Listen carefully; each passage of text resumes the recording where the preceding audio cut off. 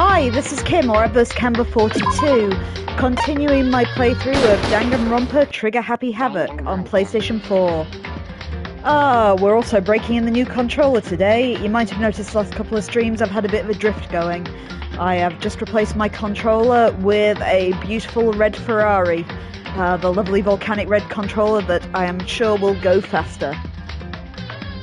Oh, hello Info, how you doing?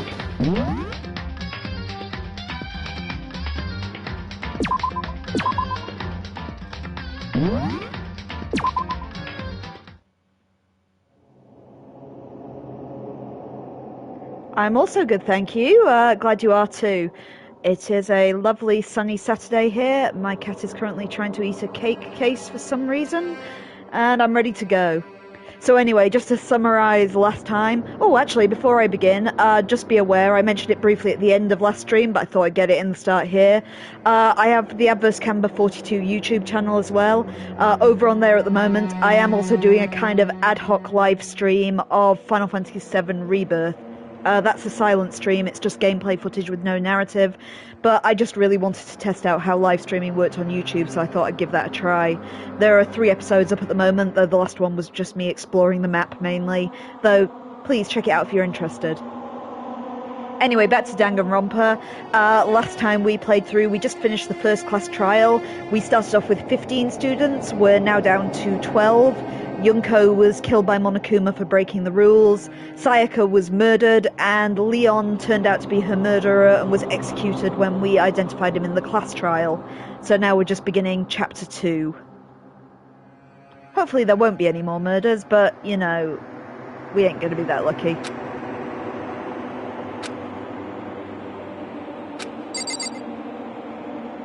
Okay, so Naegi's a bit quiet.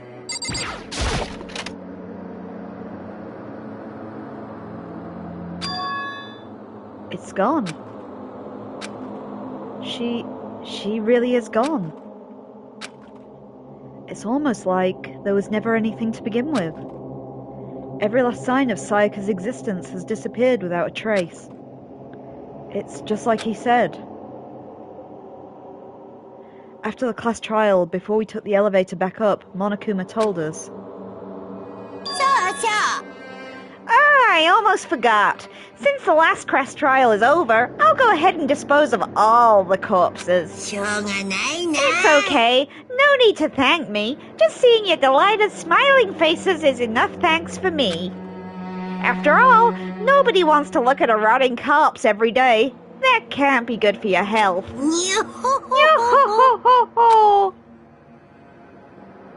Well, it's nice of him. I didn't even have time to mourn Sayaka and Junko's deaths. I'm sure that's exactly why he did it. It's a bad joke, a sickening dream, but I have to accept the reality of it all. I headed back to the dining hall to meet up with the others. Sorry I'm late. Hey, are you okay, Makoto? You sure took your sweet time. I was about to go get you and drag you back here. Sorry. So what happened? Was your room fixed up like he said? I imagine it would be pretty hard to sleep with a rotting corpse in your bathroom. Oi. Jesus, that's fucked up, man. Why would you say something like that? My room was spotless. There wasn't anything left. Like the whole thing never happened. It must be tough staying there knowing what happened. Why don't you just stay in Sayaka's room? Well, staying there with her scent still hanging in the air, that would hurt just as much. Plus, I've decided I can't turn away from her death. Makoto? Hey, cheer up. Getting depressed isn't going to help anything, right? If we all work together, I'm sure we'll find a way out of here. So everyone just try and cheer up and get back on track. Is that honestly supposed to make us feel any better? Huh? We're already working together and yet someone was still murdered. Anyone could betray us at this point. Now that it's happened once, it's a question of when, not if, the next one takes place. Yeah, because Sayaka made the first move. But if we work together against the mastermind, nobody will have any reason to do something like that. Keep telling yourself that. I'll be over here in the real world. Working together, fighting a common enemy, like it or not, it's not that simple. What do you mean? よろしいですか? The mastermind seems to be much more powerful than we ever suspected. They took over Hope's Peak, which was supposed to be well defended, then modified it to fit their desire. They created Monokuma, which seems incredibly advanced, and they're providing for our every need. And the cherry on top is the execution we witnessed. Everything has been planned down to the last excruciating detail. This is not the work of your everyday psychopath. Defying them may be too great of a risk. Then what are we supposed to do? Anyone who truly does want to escape will just have to follow the rules. In which case, the only option is to deceive those around you and win the game. No. No what? I don't want to live if it means killing someone else to do it. I don't want to kill anyone else. Huh? Anyone else? What do you mean? Leon died because we all voted for him, right? It's no different from us killing him ourselves. But if we hadn't voted for him, then we all would have died instead, right? That isn't what you wanted, is it? She's right. If you heap that kind of blame on yourself, you'll turn into a full-fleshed masochist. Chihiro, listen. You're not to blame. Not you, not Leon, not Sayaka. The mastermind is the one responsible for everything that's happened. We had no choice but to vote, and I can't imagine what would have happened to us if we refused. And in the end, it was Monokuma who ultimately killed Leon, so don't waste your anger on yourself. Instead, direct it at the mastermind.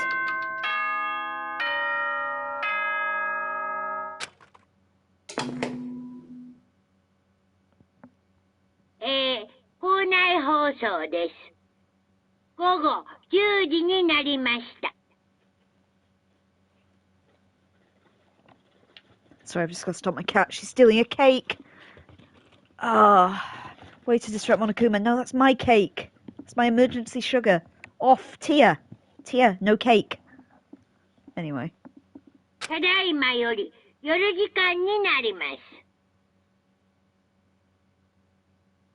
Oh, Laura. I didn't see you there. Hi, Laura. You decided you're going to feed Tia something other than cake. Tia, Laura says you get a treaty. Laura's come straight on with treaties for you. There you go. Eat a dreamy, not my cake. There you go. And she said to give you 2. There we are. We'll leave the treaties to one side in case anyone else shows up. Oh, info was the other treaty. There we go. Good teamwork there. Shrody! Shrody, we got the treaties. Shrody, Tia's gonna eat me if you're not quick. There you go. Some for Shrody. Yeah? You're just gonna lick it? Hi there, Firefly. How are you? Everyone just pressed the feed my cats button, so we are just engaging in cat treat time at the moment. There we are. Yeah, Shrody, have another treat. There we go, guys. Sherry's not around at the moment, but we'll give her a treat if she shows up. Everyone else is well fed, and we'll continue with Monokuma. Oh, glad you're well, Firefly. Yes, I am too. We're just playing Danganronpa at the moment. Oh, Sherry has now appeared. Just throw a couple of treats at the last cat, and then we will press on with what Monokuma is doing. There we are. All the cats have been fed. Info and Laura, you got your wish. まもなく食堂はドアをロックされますので、立ち入り禁止となります。あとですね、先ほどのお前らの発言には、自分を正当化しようとする浅ましさが見え隠れしていました。見え見え隠れ、見え見えくらいの割合。つまり、ほとんど丸見えな見え隠れでした。いいですか？よく覚えておいてくださいね。Oh, sorry, I'm being bitten by the cat who wants more treats. Sherry, stop it. 人が人を裁く責任は重いんだ。ちゃんと自覚しろよな。秩序は犠牲と責任の上にのみ成り立つんだよ。ではでは、いい夢をおやすみなさい。What was that about just now? Was he saying it's our fault what happened? That's pretty cruel, man. That piece of shit! Who does he think he is? And so the day drew to a close. A tense, maddening day that saw the deaths of 3 classmates, Sayaka, Junko, and Leon. But this is just the beginning. Our despair has only just begun. So chapter 2 is Boy's Life of Despair.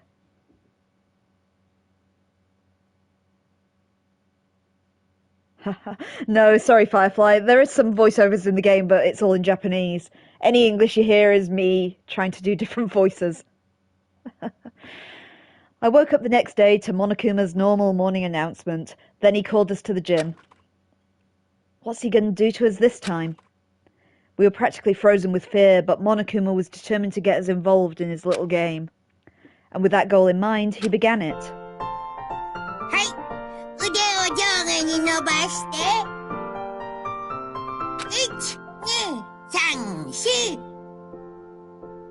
Oh, Laura, you have a request for Ralph, do you?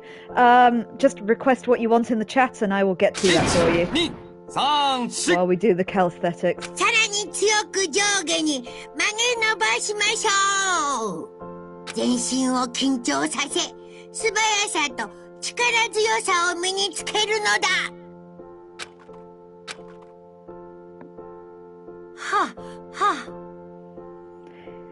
Doesn't this feel great? Being stuck inside like this, you gotta make sure you stay healthy. You're the one keeping us stuck inside. Don't sweat the small stuff, that's my motto. Whoa, I sounded pretty cool just now, don't you think? Did you fall in love with me? Am I just to die for? Am I just to die writhing in agony for? So why did you call us here? It certainly wasn't to make us exercise. Just to make you exercise? Just to make you exercise? If exercise makes you laugh, exercise will make you cry. Now if you keep doing these exercises, you will uncover the secret of the assassin's fist. Passed down from generation to generation in the Empire of Darkness. This power can be yours. That sounds like kind of a junk middle schooler would come up with. It doesn't matter. Just get to the point. You really call us down here just to exercise? Of course not. I think I have that kind of free time on my hands. Okay then, so... I'd like to make an announcement. Every time you overcome a class trial here in Hope's Peak, a whole new world will open up to you. A whole new world? It'd really suck if you had to live here forever with nothing new to stimulate you. Besides, I know how you kids get these days with your ADD and your ADHD. I gotta keep you motivated. So go ahead, look around all you want. Enjoy the brave new post-trial world till you explode.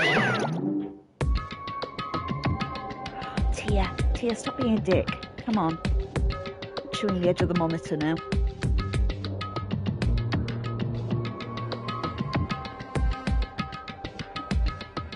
With that, Monokuma disappeared, leaving us even more confused than when he'd shown up. But... a new world? Is he talking about a way to get outside? That seems unlikely. Well, we don't know till we look. Whatever he meant, it seems we'll have to search the school one more time. Okay then, let's split up and start investigating. When you're done, everyone meet back up in the dining hall and we'll share what we found. You're basically a one-trick pony, you know that? More like a staple food source. Now get moving! Seeing his words as their signal, everyone scattered and left the gym. Okay, let's find out what's opened up then.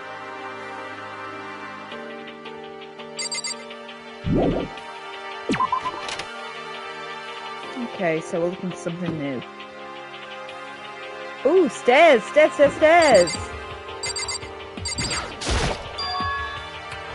The gate that was blocking the stairs has been opened.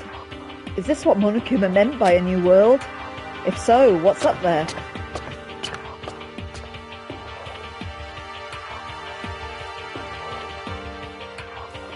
This is the second floor of the school. Maybe there's some kind of clue here. Yeah, I'm sure of it. There's got to be something here.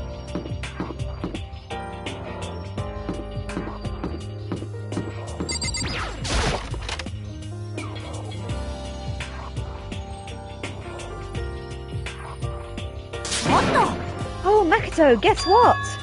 Guess what I found? A pool! There's a pool here! Pool! You don't have to keep repeating it. I got it. And there's a ton of exercise equipment in the locker room.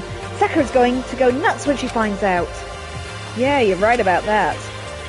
Hina seems way more excited than usual. Let's see what we got in the pool.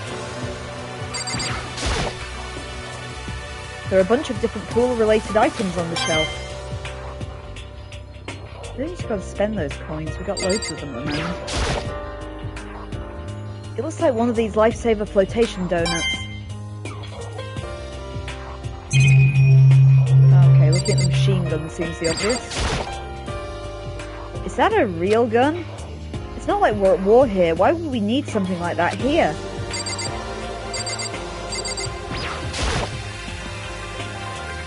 Behind this door is the locker room. Oh, I guess you need your handbook to get into the locker rooms. Really? Really? If you want to unlock the locker room, you'll have to swipe your personal e-handbook across the card reader next to the door. However, to ensure maximum security within each locker room, only a boy's handbook can open the boys' locker room, and the same goes for the girls. That's the bottom line. But what if someone opens the door and then someone else sneaks in? Anyone who commits such indecency will be punished without mercy for their scandalous sexual depravity. See, there's a Gatling gun mounted on the ceiling, right? It'll be all ducka ducka ducka ducka. I bet it really hurts to get shot by that thing. No, I think it'd be a little worse than that. But what happens if someone loans their handbook to someone else? A boy could borrow a girl's handbook and that would get them into the girls' locker room, would it not? What? That never occurred to me. To think someone could be so low, so cowardly, so devilish. Okay, how's this sound? Time for a new rule. As of this moment, loaning your handbook to another student is strictly prohibited. There, so nobody can give their handbook to anyone else, right? You like that? I'm kinda a genius, right? Because it's my brain's 100% carbon. I don't imagine anyone else would have lent their handbook out in the first place. After all, they would likely be held responsible for anything that person might do using their handbook. But you know, you seem awfully concerned with this locker room security stuff. Oh, it's 'cause you teenagers are all sex-crazed maniacs. You're at that age where you try humping a plastic bottle. So keep anything unseemly from happening, I have to maintain a rigorous watch. Then in that case, I would ask that you keep the same close eye on our dorms. If some man and woman decided to share a room, there would be nothing to stop them. All I care about is protecting the holy image of the school itself. I don't care what happens in your private dorms. By force or by cunning, do whatever you want. I hate you so much. Okay, so the new regulation is now in place. See ya! Man, that stupid bear totally ruined my mood. Maybe I'll go take a dip to cheer myself up. Celeste, Chihiro, you want to come with me? There is nothing I hate more than getting water on my face. Sorry, I'll pass this time. How come? When you're in a funk, there's nothing better than a good swim to pull you out of it. I'm pretty sure that only applies to you. Right, so boys, girls' locker room. Anything else in here? No, it's looking like about it, I guess. Can I actually go into the boys' locker room? Yes, I can.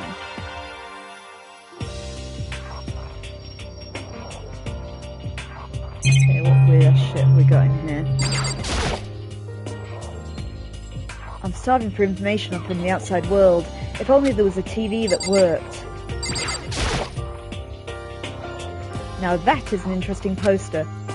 Obviously someone put this in the school, but is it really okay to have something like this here?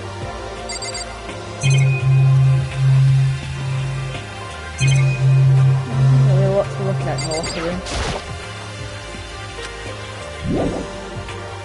Okay. Let's just back out then and see if there's anything else.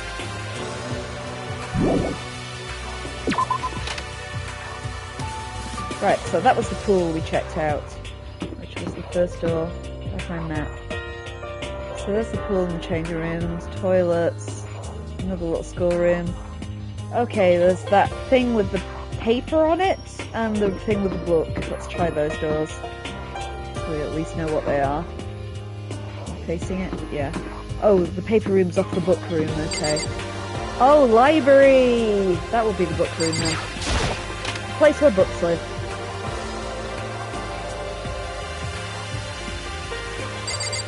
Okay, most people are in here. And tons to look at. The shelf is packed tight with books, but looking at it, the whole thing is incredibly dusty. It looks like this library's been neglected for a pretty long time. As nice as the school itself is, whoever's in charge of the upkeep has been pretty lazy. Strange.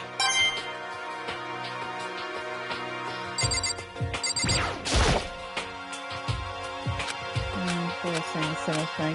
Okay. Bookshelves. Desk? There's a thick layer of dust on top of this desk. It looks like the library's been pretty neglected. Yeah. We're all going to say similar things. We can get some coins. Let's look at the obvious letter then. The shelf is covered in dust. But on that shelf is a letter. What's this? Hope's Peak Academy. It's buried under a thick layer of dust. It must have been sitting here for quite a while. Well, shall we see what's inside? But we shouldn't read other people's mail without their permission. What we shouldn't do is leave here without finding out what's inside. Okay. I broke the seal on the dusty envelope and pulled out the single sheet of paper I found inside. I unfolded the paper and read what was written in there. From the Hope's Peak Academy Executive Office. Throughout the years, we have been committed to shaping the youth who will one day shape the world. We have a long, proud history as an institution of higher learning with full governmental support. Our graduates enter society ready to take on active leadership roles in every major job field. However, Hope's Peak Academy must lower the curtain on our glorious history for the time being. This decision was not an easy one to make, but a serious issue beyond our control had made it necessary. But make no mistake, this is not the end for Hope's Peak Academy. We intend to reopen our doors as soon as issues forcing our closure have been resolved. That being said, this is the end for now. And I would like to personally and sincerely thank everyone for your help and support over the years. For now, we are awaiting official governmental authorization to formally cease operations. What does that mean? The contents of this letter are quite interesting indeed. It would seem Hope's Peak has stopped functioning as a school. And judging by the amount of dust the letter had collected, it doesn't seem to have happened recently. If I had to guess, I'd say this letter was at least a year old. So you're saying Hope's Peak closed down at least a year ago? Most likely the mastermind took over the abandoned school in order to put on this little performance. But that would mean it was closed when I got here just a few days ago. But I didn't get that sense at all. Plus, if the school had shut down, don't you think it would have been in the newspapers and stuff? I mean, you're saying it could have happened over a year ago, right? But before I got here, I looked up stuff online about the school and I never saw anything about it. That must have been part of the mastermind's plan. They lured us all here. Someone who creates a place and to judge and execute people could be potentially capable of anything. Of course, that's assuming this letter is real. If it is real, though, that does solve one mystery surrounding the school. The reason there are no other students here could be because the school had already closed down. That would be a nice, simple solution, it's true. But then, what about this other part? The decision was not an easy one to make, but serious issues beyond our control have made it necessary.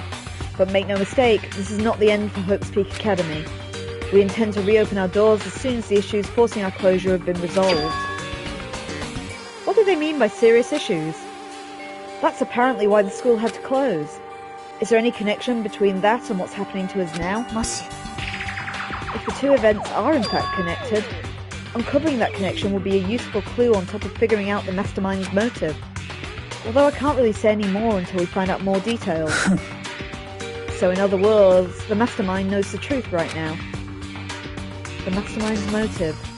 If we can figure out why they would want to imprison us all here, will that be enough to get us out of here? Or... Okay. What's that? It's on the desk. It looks like a laptop. The laptop looks pretty old, and it's all covered in dust. It's broken. I tried pressing the power button earlier, but nothing happened. It's broken, huh? Too bad. I was hoping I could use it to go online and see what's going on in the outside world. If it's broken, there's nothing I can really do about it.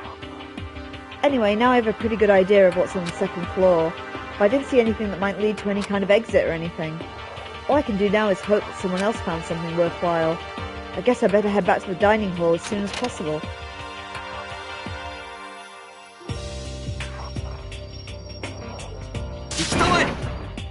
Okay, ladies and gentlemen, how did it go? Did anyone discover anything interesting?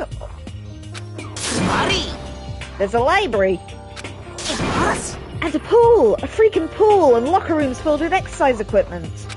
There was not, however, anything resembling an escape route. Yeah, she's right. Well, hey, there's no reason to get all sulky. Wait till you hear about my amazing discovery. The warehouse and bathhouse on the first floor dorms are now open. And the warehouse is chock full of food, clothes, and whatever you want. There's so much, it's insane. So go ahead and stuff yourself to the gills whenever you feel like it, haha. Keep in mind, of course, that going out at 9 time is still prohibited, so please do not forget. Okay, and what about a fucking way out of here? You find anything like that? Oh, well, there wasn't anything in the warehouse that we could use to get our asses out of here? Nothing? Unfortunately, no, not that I saw. You fucking people. Who gives a shit if we have a goddamn pool now? Or a warehouse or whatever the fuck? We're still trapped in this piece of shit school. We need to find a goddamn way out. Now, there's no point in taking out your anger on us. Adaptation is the key, yes? For we must each find a way to enjoy our current situation. Whatever you say, you fucking loon. For now, let's just continue our investigation and let everyone know if you should discover something. So we done for today? Well, yeah, I guess so. The air seemed to suddenly grow heavy again. Was that the mastermind's plan, to give us hope just to turn around and betray that hope?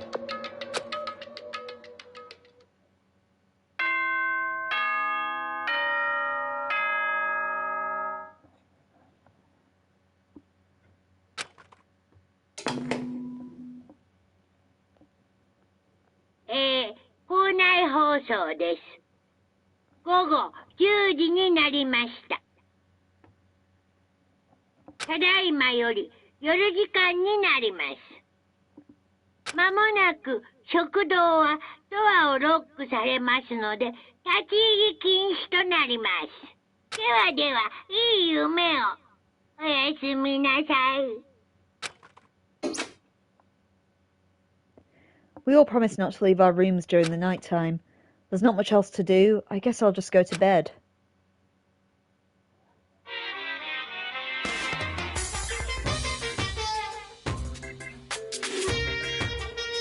Mr. Monokuma, do you have a second? I don't really like myself. I don't have any kind of skill or hobby I can say I'm super good at. And my grades are totally average too. My reflexes are okay. Not great, mind, but not awful. I could get into a decent college where I'd make a few friends, maybe even find a normal girlfriend. Which is exactly why I don't like who I am. I understand that now. My life is just one great copy-paste. I don't have any imagination. I'm a perfectly average cardboard cutout. ねえ先生、そうなんだろう？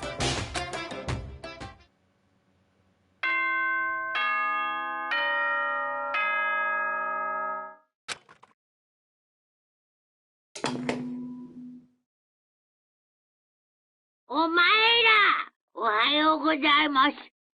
朝です。7時になりました。起床時間ですよ。さて、今日も張り切っていきましょう。あ、そうそう。ちなみに、電子生徒手帳をアップデートしてあるのでお伝えしておきます。校則が追加されましたので、確認しておいてね。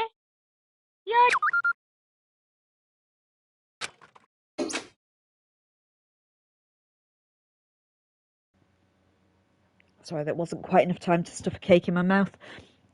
He must be referring to yesterday. Loaning your e-handbook to another student is strictly prohibited. But right now, I need to hurry up and head to breakfast. Okay, looks like we're free roaming. We really need to run to the Mono store as well. It might not let me do it now, we're on breakfast, but I want to spend all those coins. So I think that's the bathhouse over there, yeah. So that's the new place that's open up. So where's the warehouse then? I reckon. I presume it's that place with the, next to the kitchen with the kind of box on it. No. It's not going to let me next to the shop. It's going to make me go to the dining hall.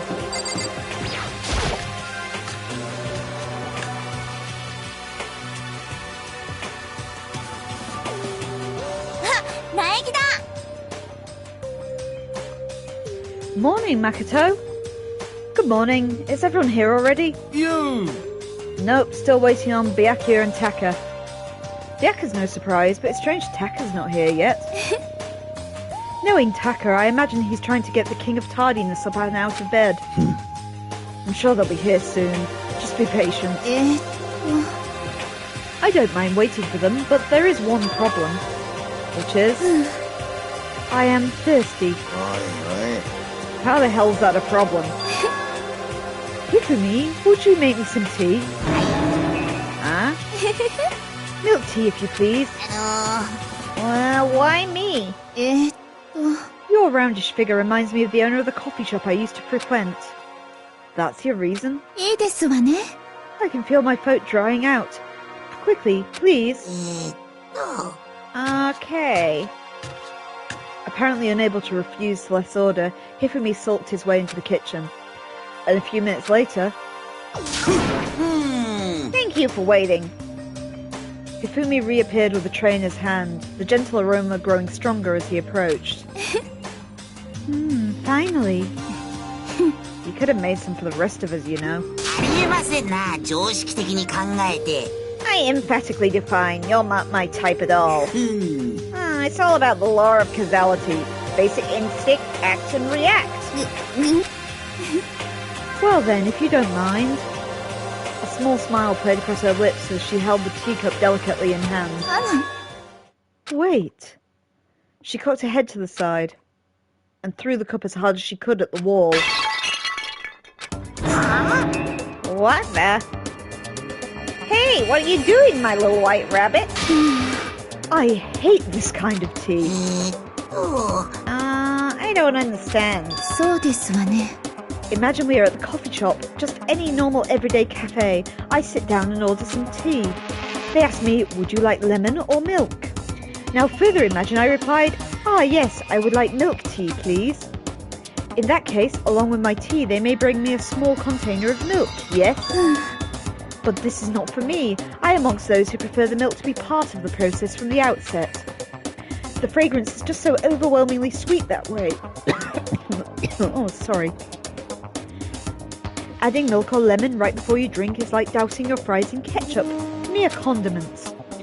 Whenever looking for a cafe, I first review their menu to see if it offers the proper style of milk tea. And I cannot acknowledge any milk tea that does not add milk during the brewing process. If I had to describe our shared reaction to what we'd just heard, I'd have gone with wide-eyed bewilderment. Well, I went to all that trouble to make you the tea and you wanted me to go even further? Yes, I realise it can be a bit of a hassle. Even in cafes that offer proper milk tea, it is always more expensive than simple tea with milk. It takes more time to prepare, surely, but why even bother creating a menu if you're not going to offer the highest level of quality? Well, we don't actually have a menu. That does not matter. Hurry up and bring me what I asked for, swine. What? Okay, a little piggy will bring it right out. I do so love coercion. You were like a totally different person just now. Yeah, shit, you really went psycho there. I knew there was more to her than when I first met her. I'd hate to have her as an enemy. Seriously, man, she's one scary chick. The dining hall flew open and one of the late arrivals came storming in. But...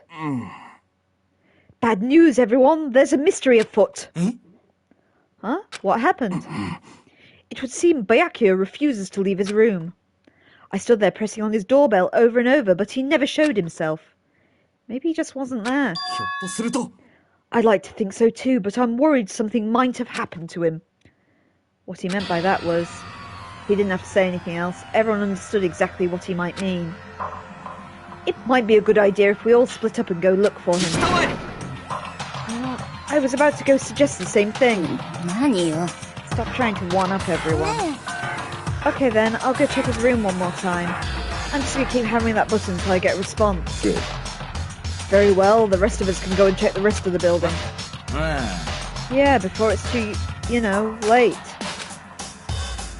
Anyway, we'll just have to do our best to find Byakuya. So where might Byakuya have gone? Maybe he went to go and check out the second floor of the school again. That certainly sounds like a hint. Head back up to the library or something? While conveniently looking for him in Monokuma's store first to spend my money.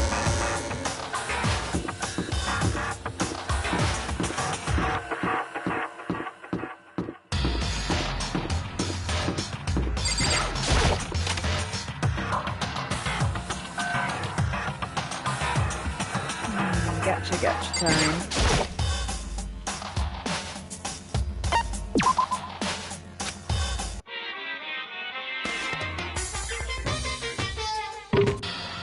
Whoop, nothing. I don't know how to use this thing.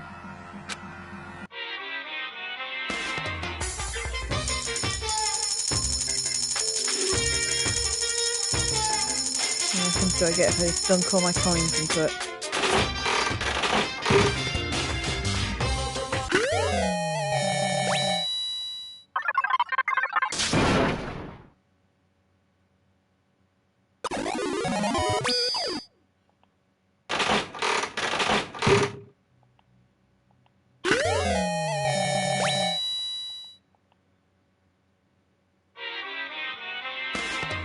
That's one thing, I would have been best off sinking them one coin at a time, I guess. Oh well. That's something important to bear in mind for the future. I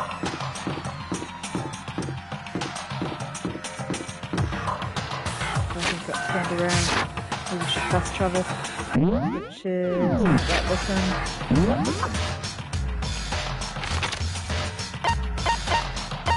Yeah, possibly would be a bit easier if Byakuya just showed up on the map, I guess.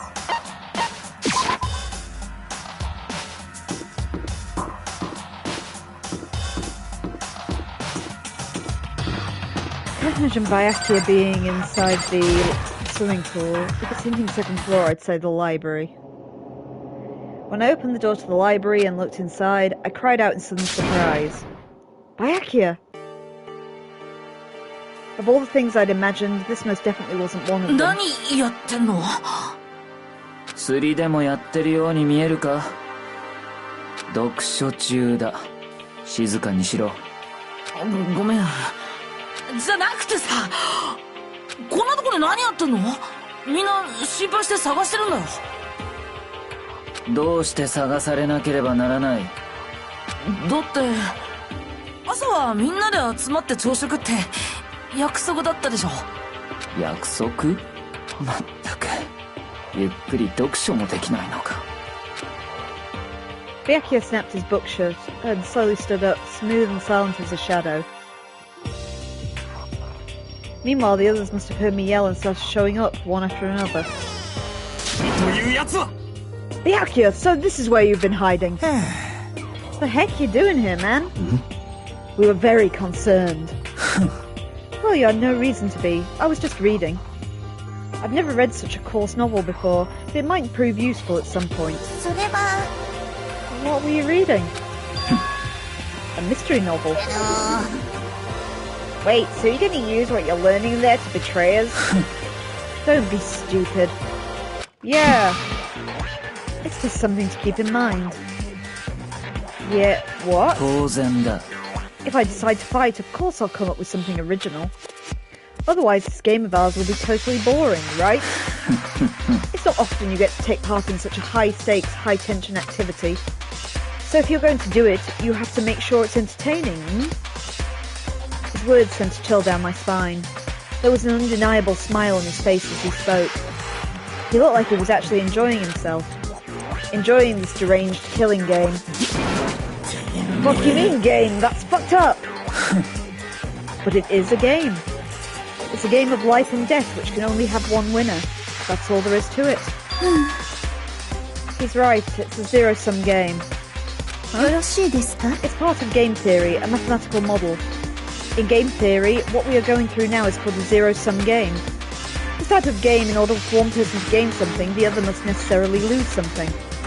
In other words, it's a situation where participants must compete for position or resources. なるほど。 You mean kind of like an elimination match? 実は Entrance exams, sports tournaments, job openings, most social interactions fall into this category.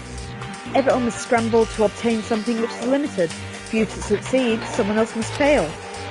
This also applies to school life we have been subjected to here. In this case, our limited resource is that only one of us can successfully become the Blackened.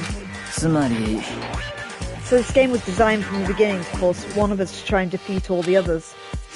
That can't be what they had in mind. That is why adaptation is so crucial. If those who wanted to escape were to disappear, there would be no reason to continue playing the game. なんだ Why would I stop playing? It's so much fun. He smiled again as he spoke. The smile was filled with evil intent. It twisted his face into something not human. It sounds like you do not acknowledge the possibility you may even lose. Am I right? 当然だ Of course. You do not speak like the others. Exactly what I would expect from the Togami heir apparent. It's just normal arrogance, isn't it? You talk like that, but what if you end up dead? ありえん I won't. It simply isn't possible. Who the fuck do you think you are? You know, I still just can't believe it. Believe what? That an uneducated, brain-dead, useless piece of garbage like you has survived this long. I'm gonna fucking kill you. 何度も言わせるな Like I said, I won't die. You keep saying that, but... Do not bother arguing with him. For him, the concept of losing simply does not exist. He's the ultimate affluent prodigy, after all, a boy raised to succeed from the day he was born. He considers victory as destiny, and he has lived his life accordingly. Tests and challenges are merely ways for him to stand victorious, even if it is a life-death situation. Is that not so, Byakuya?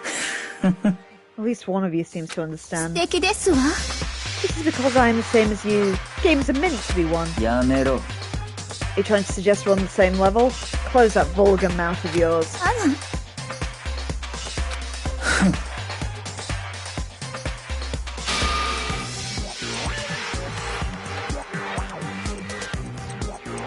やっなんだとだって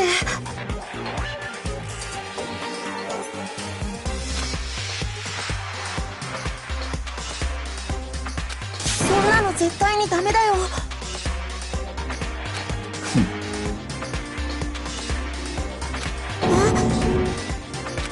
は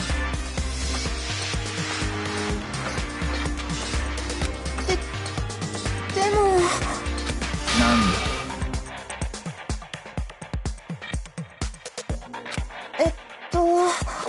おい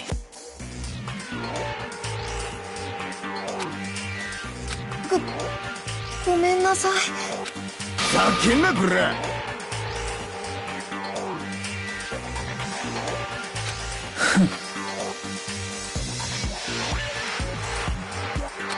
だこらなんだ。はっ。なんやるが。ちょっと。だこら。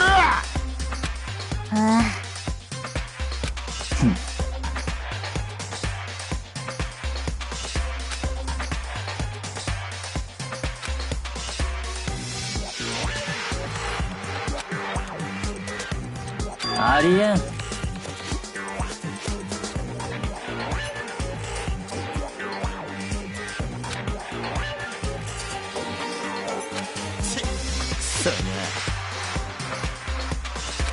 じゃあな。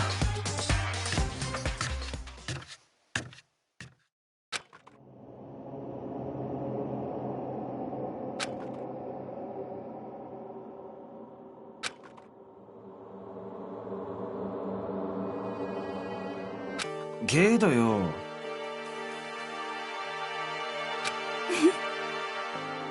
ざけやがってクソが。そうかも。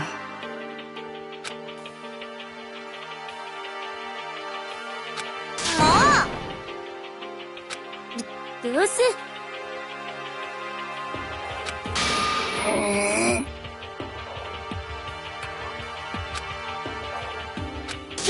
そうに決まってるわ。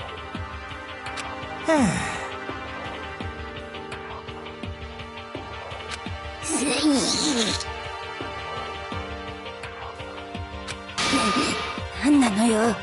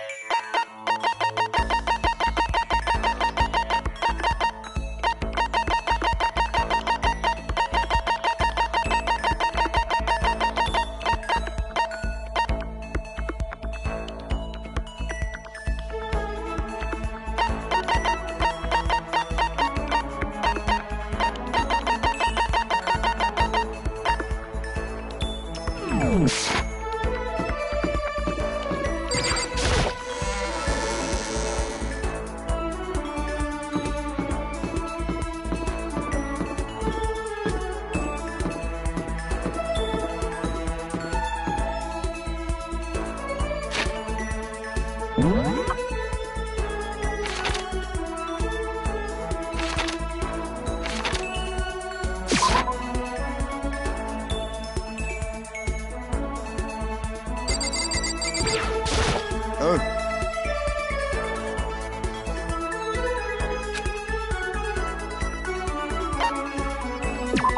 おいおい。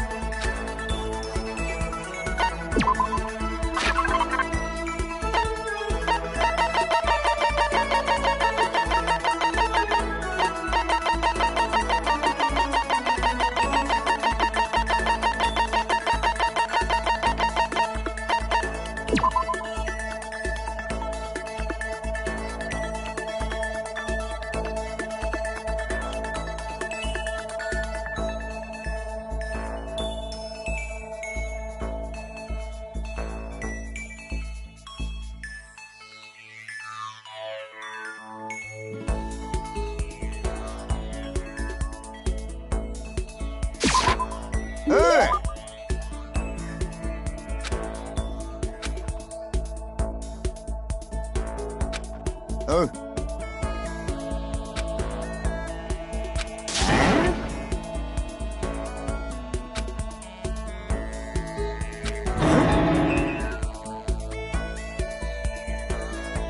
おいおい。おう。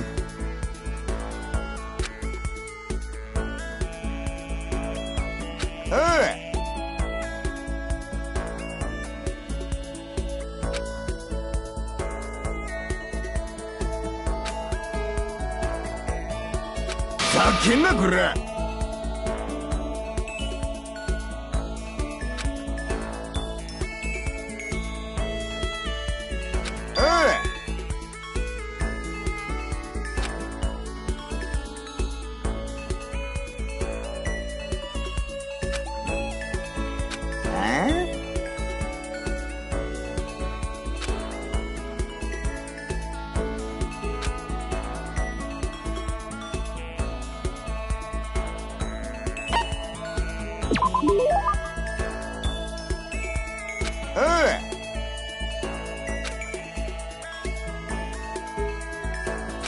そうだな。おう。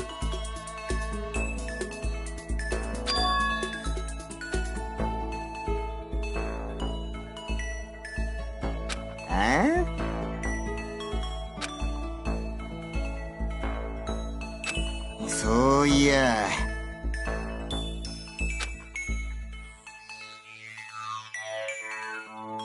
おら。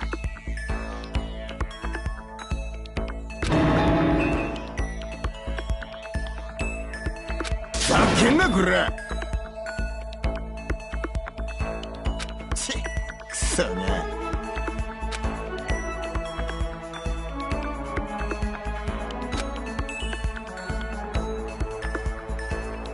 おう。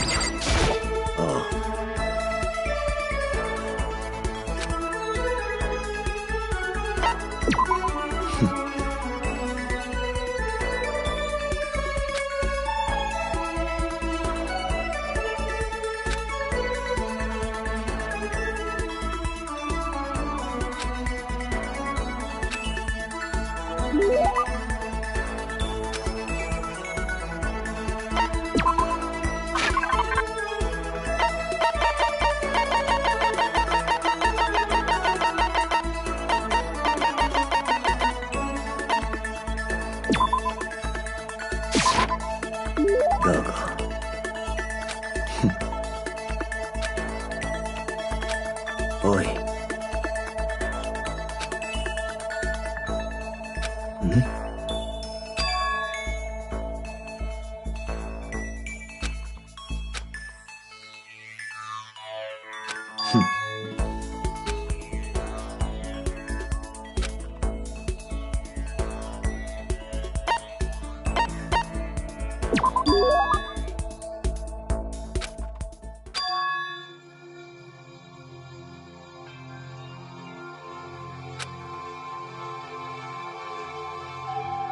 ああ。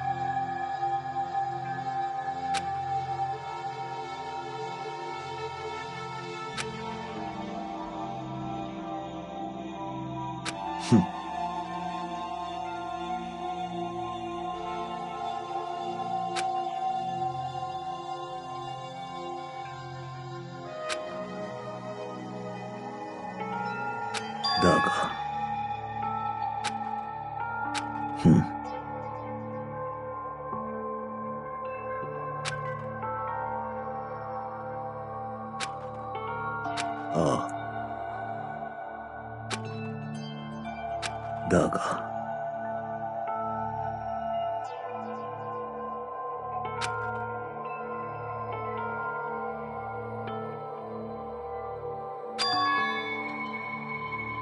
さらばだ。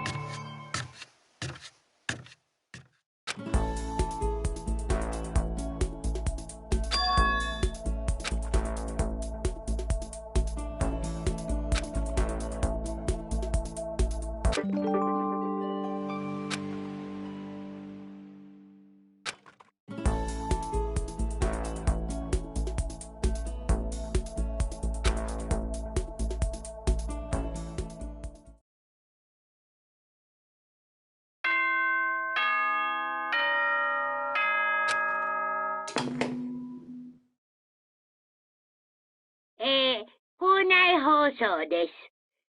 午後10時になりました。ただいまより夜時間になります。まもなく食堂はドアをロックされますので、立ち入り禁止となります。ではでは、いい夢を。おやすみなさい。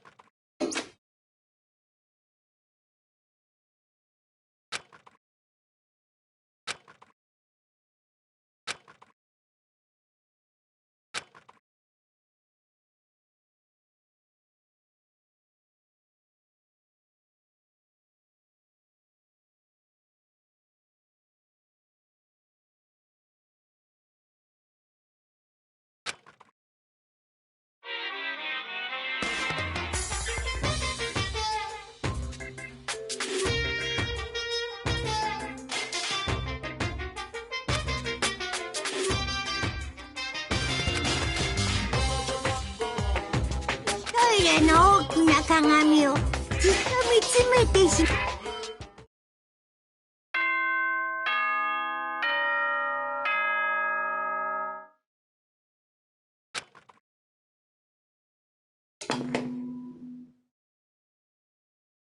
お前ら、おはようございます。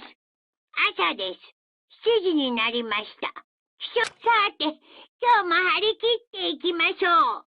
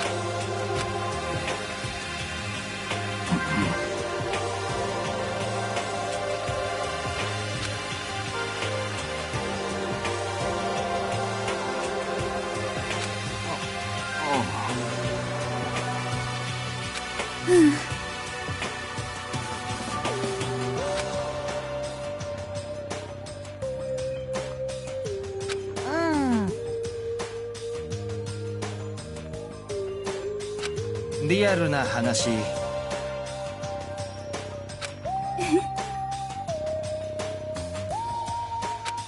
かね。くそな。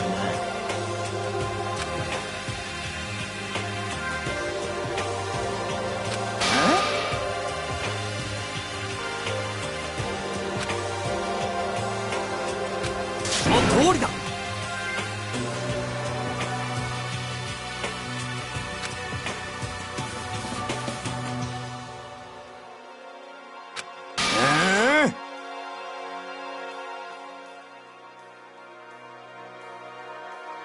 まさか君というやつは。てめえ。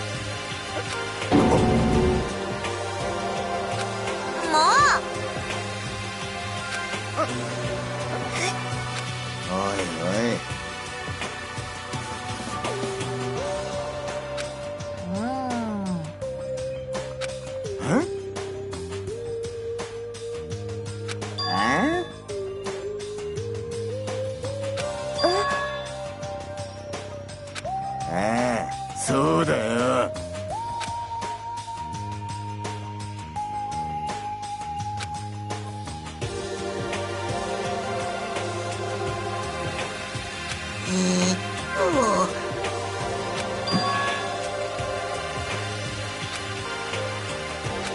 そうだな。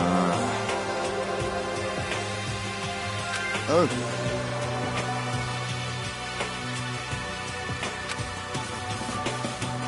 ありがとう。おう。でも。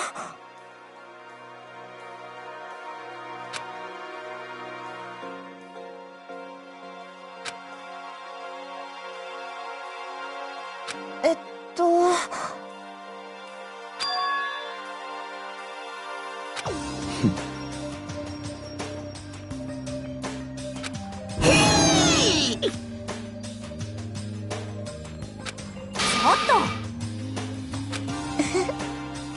だべ。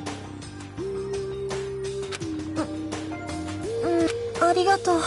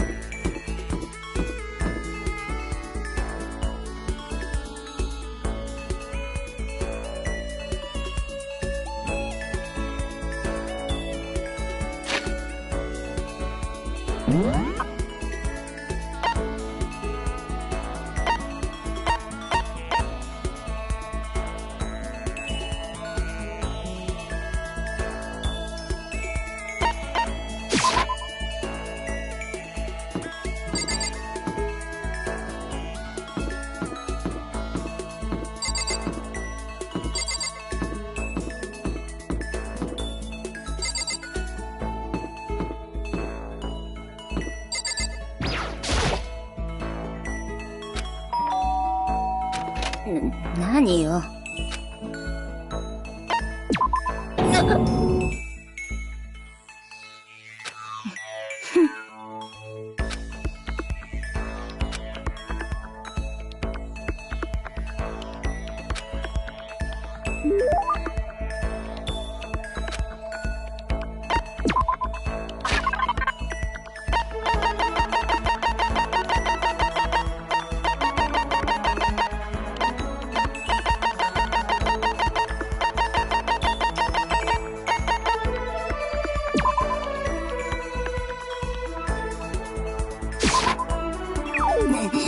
何なのよ。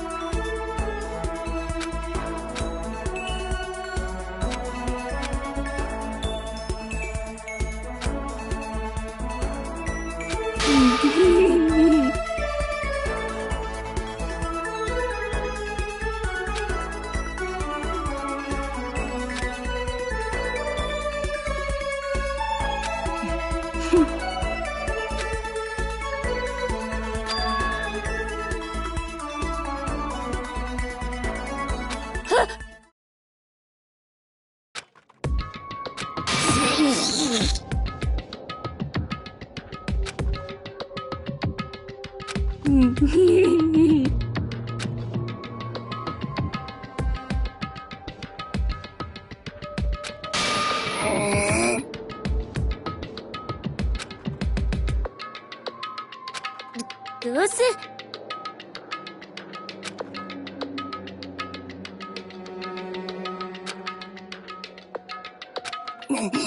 何なのよ。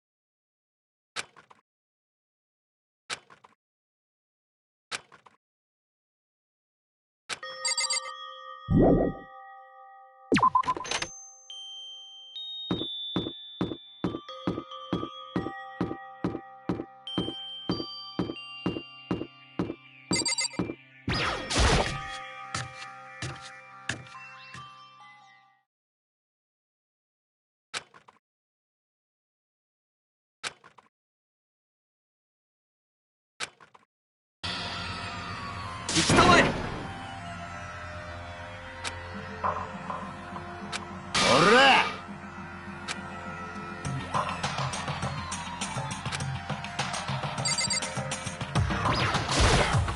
おら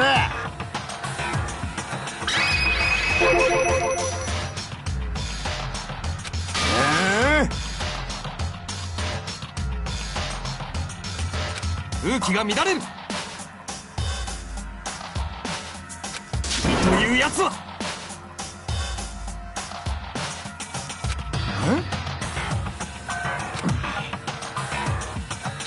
いいかね。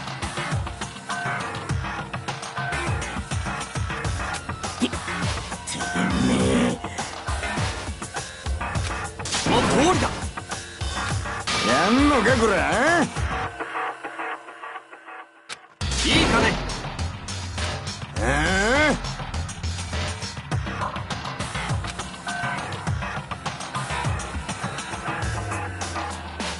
おうなるほど。いいか。だこら。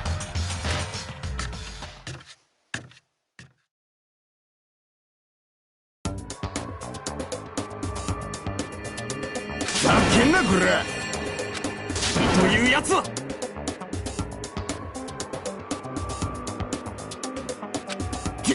上等だ。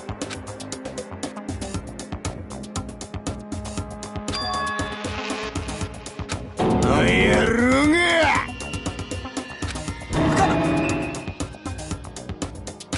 やんのかこら。ざけんなこら。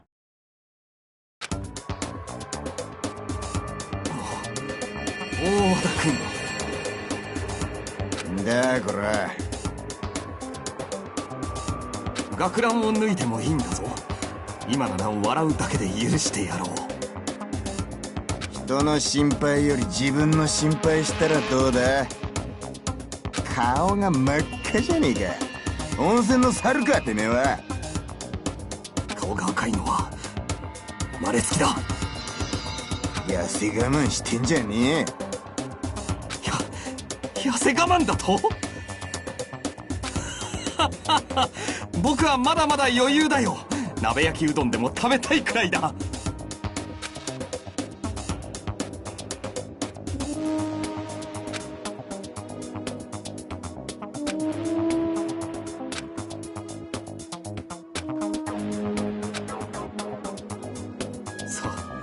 そろそろ諦めからほだ。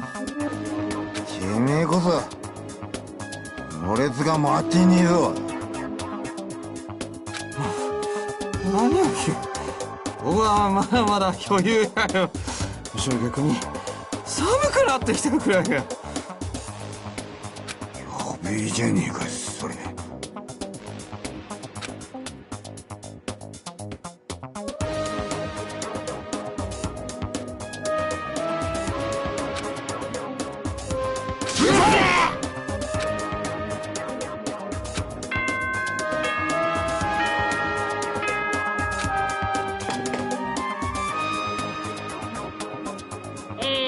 校内放送です。午後10時になりました。ただいまより夜時間になります。まもなく食堂はドアをロックされますので立ち入り禁止となります。ではでは、いい夢を。おやすみなさい。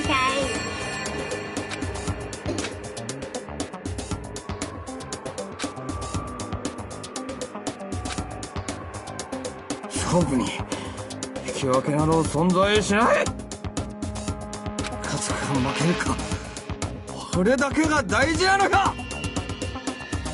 てめえ言ったな。言っちゃったな。上等だ。地獄の果てまで付き合ってあんよ。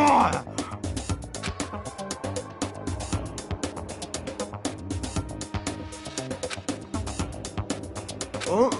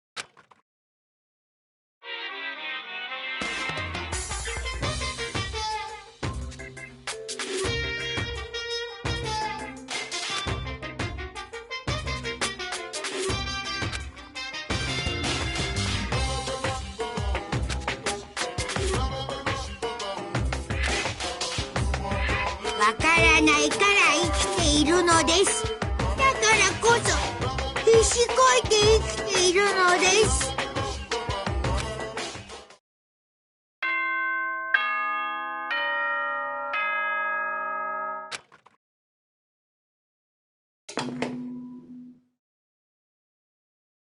お前ら、おはようございます。朝です。7時になりました。起床時間ですよ。さて、今日も張り切っていきましょう。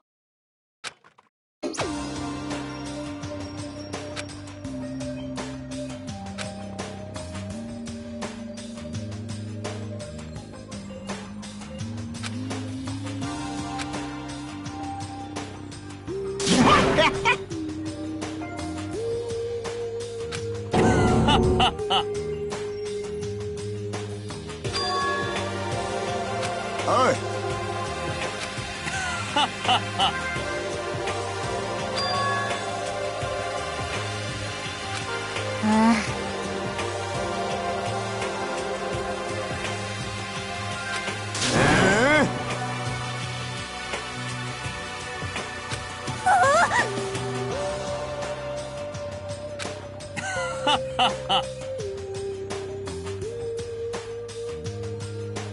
いいかね。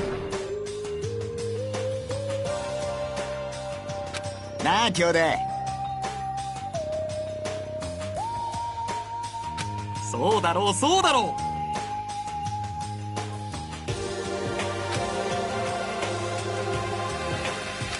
だこらいいか。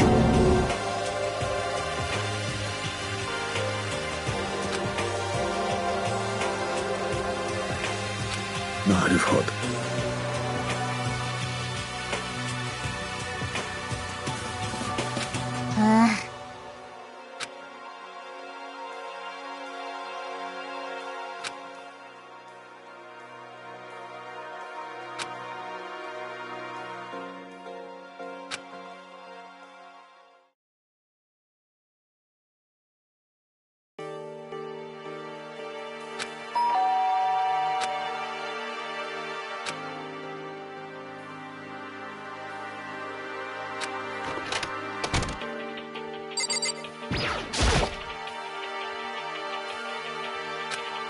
何よ。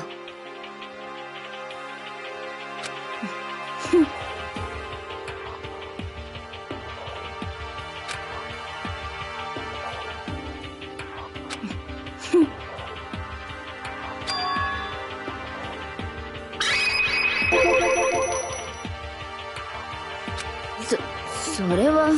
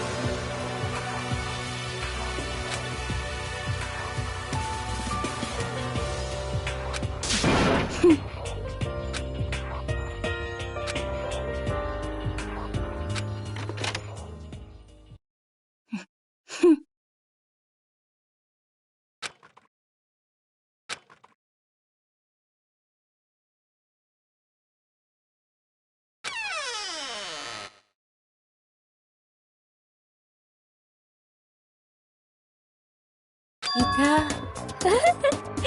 本当にいた。さあ、苗木くん、声をかけなさい。は？ちょっと、大声出さないでよ。早く声かけなさいって。話しかけたいなら深川さんが。私が声かけたら私が邪魔したみたいになるでしょ。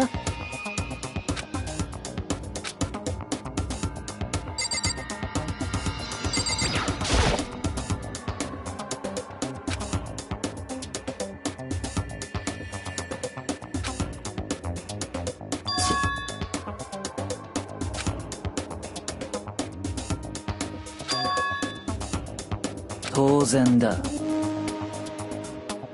ふん。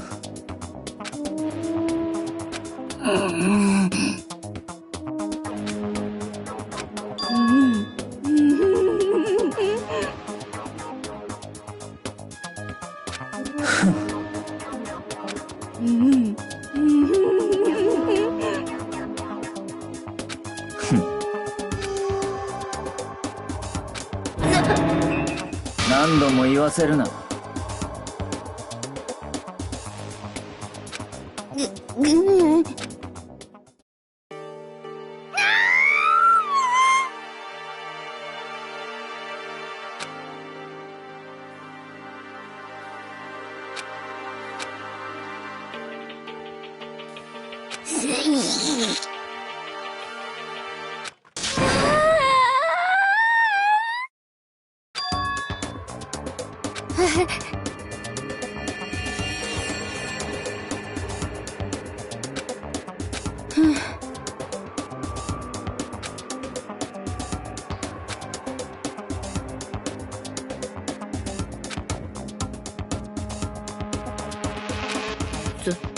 そうかも。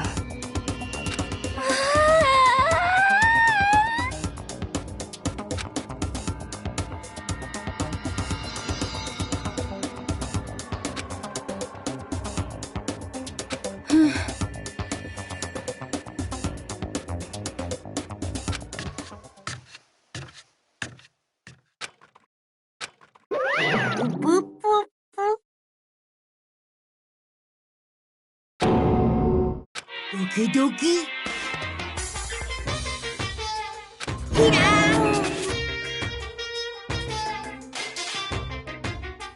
にゃほほほ。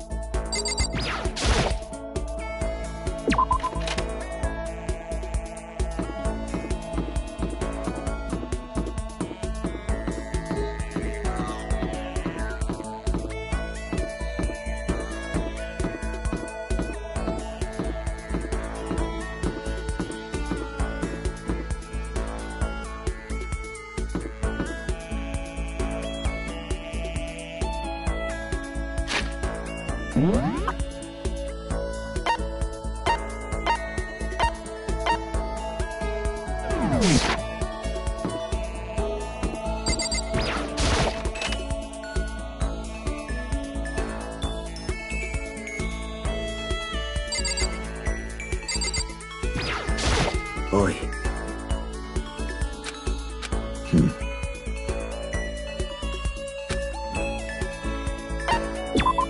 では。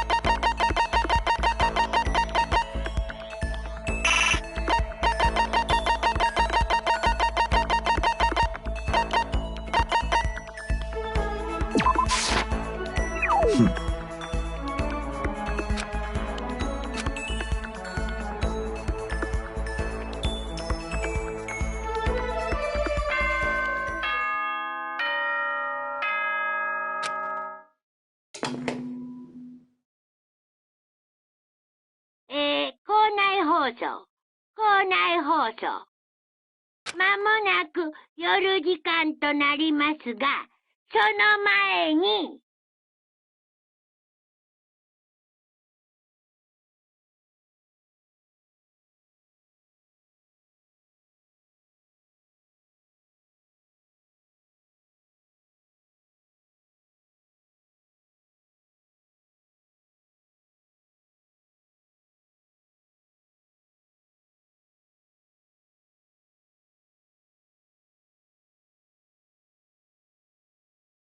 お前ら、生徒諸君は至急体育館までお集まりください。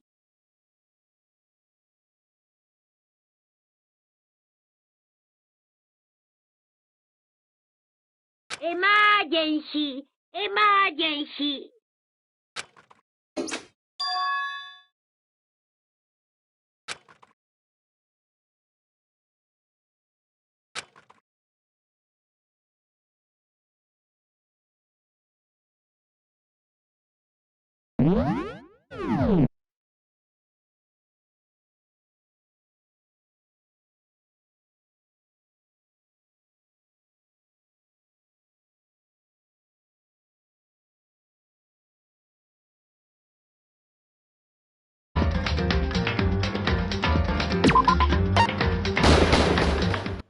Danganronpa. Okay, how about now, kids? Can anyone hear my voice whatsoever? Right, I'm getting thumbs up from mission control over there, so I'm assuming you can now hear me. I don't know what went wrong, I've just unplugged the PlayStation and tried again. But let's get back to that. Yeah, sorry guys, if the sound does ever cut out, let me know. These headphones are noise excluding, so I can't actually hear myself talking, I could just hear the music. So anyway, I think it said, basically we're gonna have to go to the gymnasium. Hopefully the sound wasn't off for some time there. What's Kirigiri got to say? Oh, Kyoko, did you hear the announcement just now? Yes. I don't want to go, but we don't really have any other choice, right? So. I can't imagine it's going to be good news, but it's not a good idea to defy him here and now. So I'm going on ahead. I really can't do anything except when Monokuma tells me. I can't actually remember where the placey place is. I think it's on this floor. Oh, it's got its own little map segment, doesn't it? That's it. Right, let's go and see what Bastard Bear wants.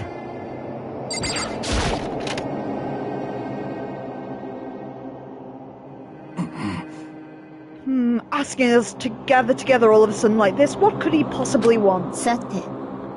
Indeed, what could mind to wait us this time? He keeps things interesting, that's for certain.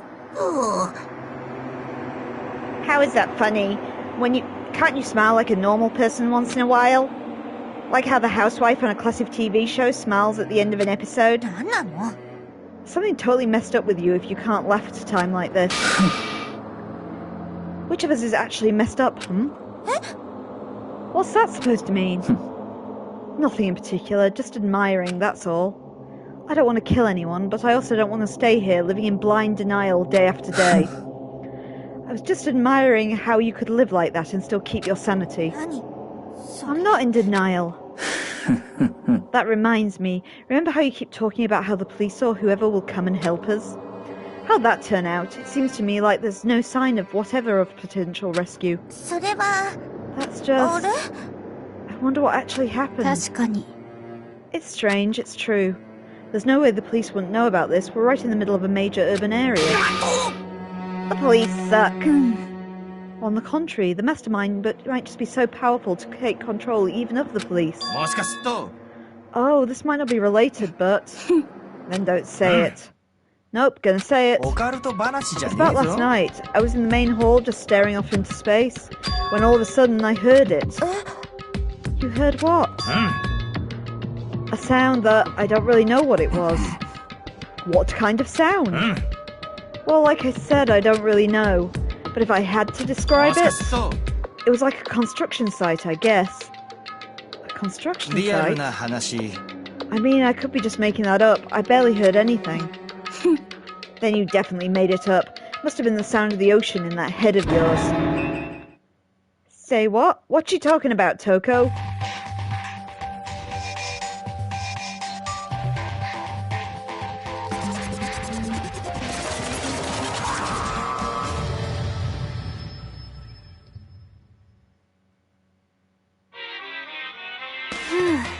He's arrived. What Hiro heard wasn't the sound of construction, but it could have been an explosion. Huh? Or maybe a machine gun. Oh, That can kind of sound like construction in a way. What are you talking about?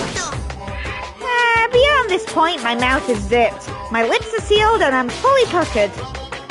It's a secret. A little secret. Fine then, let's move on to what you can tell us.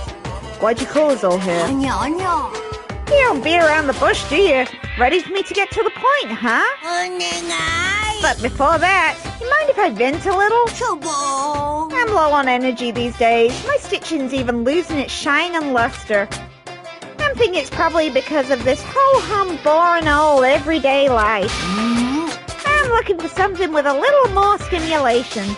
Something rife with danger and intrigue. Listen, can I just be frank? The next Blackened hasn't shown up yet, and I'm getting bored. So I've decided to come up with a new way to motivate you.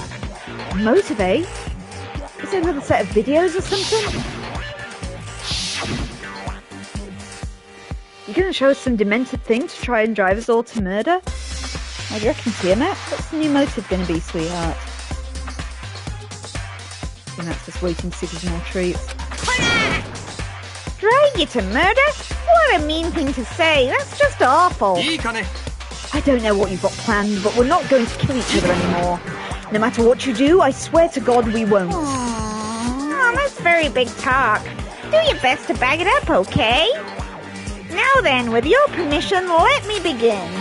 So this time it's embarrassing memories and secrets.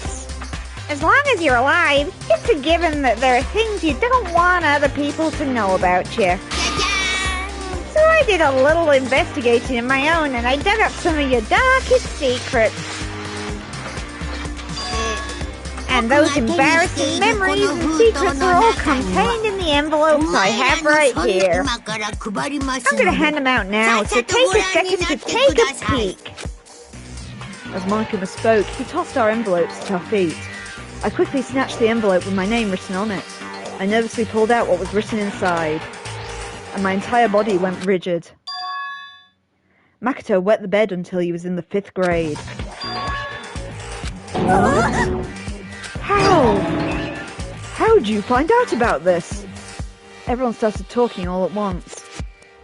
You got 24 hours.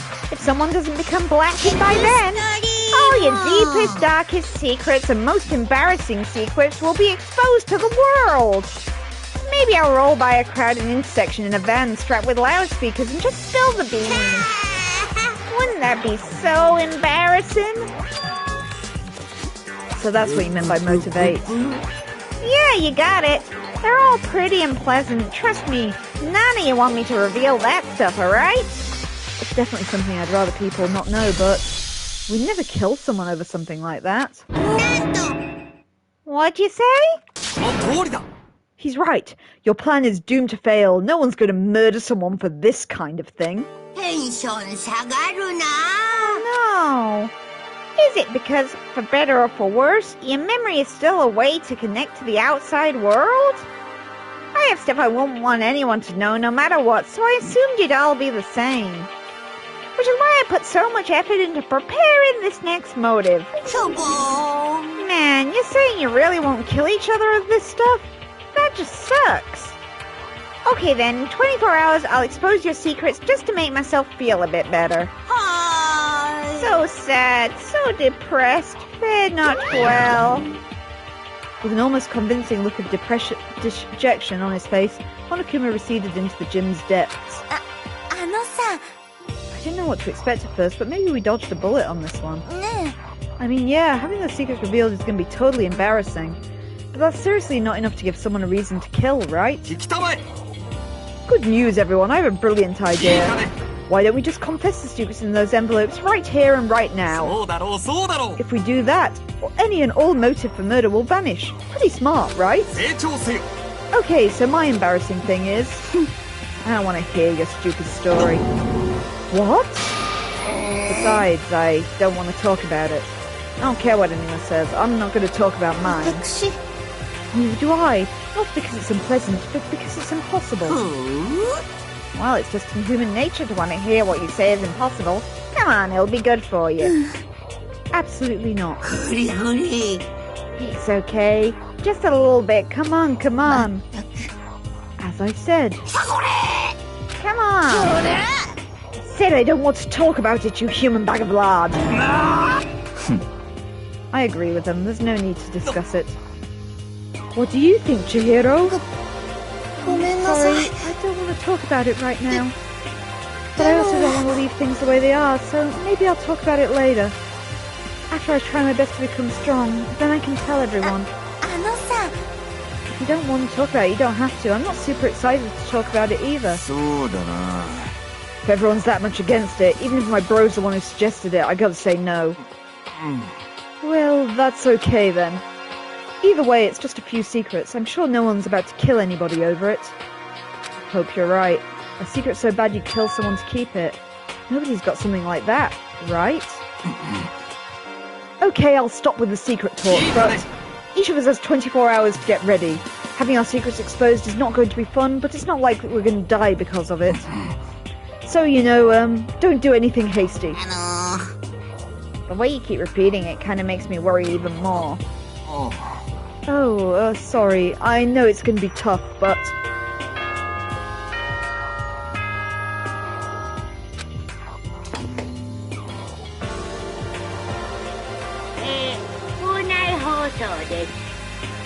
午後10時になりました。ただいまより夜時間になります。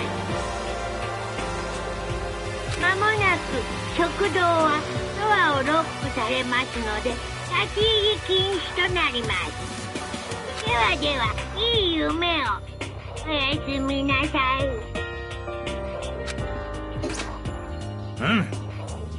Nighttime already, huh? Okay, let's call it a day. そうだな。 Good idea. We need to prepare for tomorrow. I was left with anxiety I just couldn't shake, but we left things as they were and left things as they lay. One by one, we all headed back to our rooms. Secrets are memories you don't want anyone to know about. A way to connect to the outside world. Honestly, all that crap Monokuma was sprouting didn't have an effect on me. There was no way anyone would kill over stuff like that, or at least that's what I thought. But maybe I was just being optimistic, which is probably why, without too much of a struggle... Geez, I'm more tired than usual, super tired today. I fell asleep, but what I didn't know that even then a tragedy was taking place.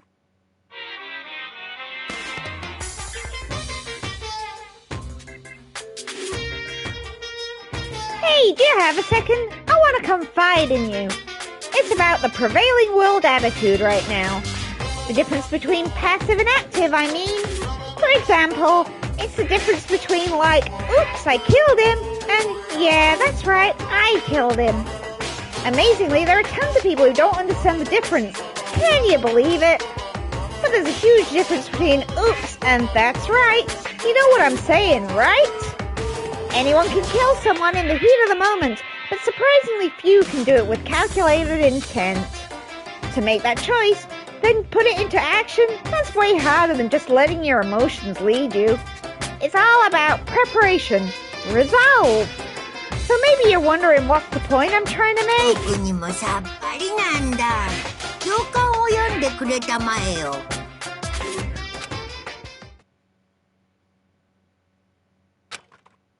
Morning. Good morning. おはようございます。 Ah! ぷぷぷぷぷ。 Oh, nice reaction. I'm glad you didn't disappoint. What are you doing here? I wanted to spice things up, so instead of a school announcement, I decided to wake you up in person. The hell for? Because it's fun. As long as I'm here, I figure I'd let you hear it right from the bear's mouth. Hear what? You sure you should be acting this laid back? I mean, even though something happened to one of your buddy classmates. What? はにゃはにゃ。 What? Your face is all blue like someone on the verge of death. What happened? What are you talking about? That's for me to know and you to find out. Good luck! Something's happened to someone? Was it? No, it can't be. There's no way someone would. But what if? No, what ifs are pointless, especially now when... The dining hall. I need to get to the dining hall.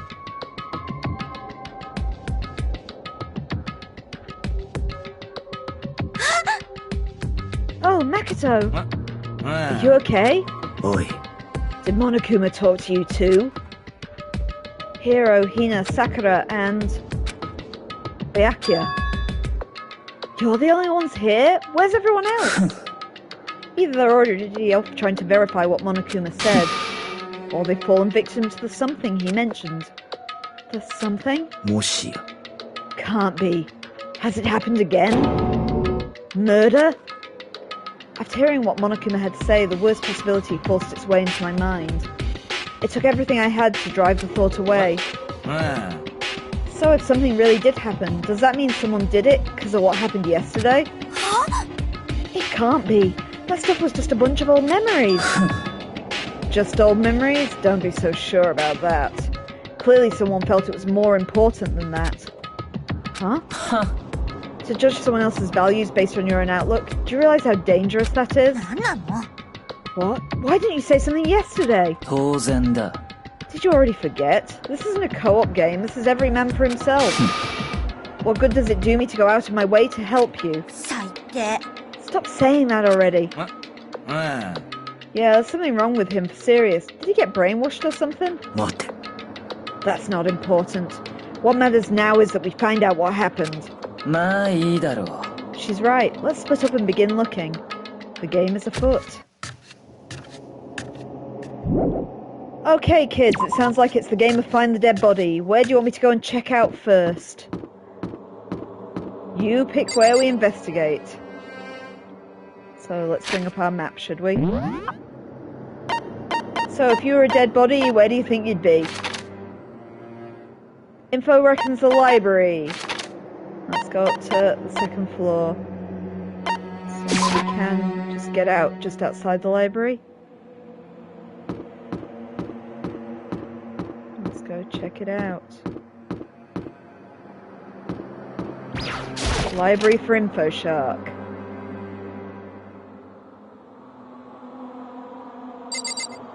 No, the library seems surprisingly okay. I haven't tried that room at the back of it yet. Oh. Byakuya won't let me into the room on the other side. Yep. Nope, library is corpse-free. Hooray! Where do you want to look next?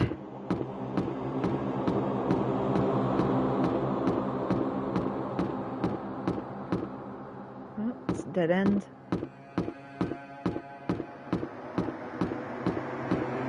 What else is on this floor?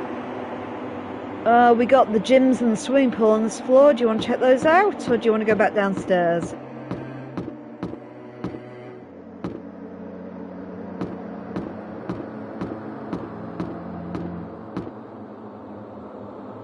Oh, info saying pool. Everyone to the pool!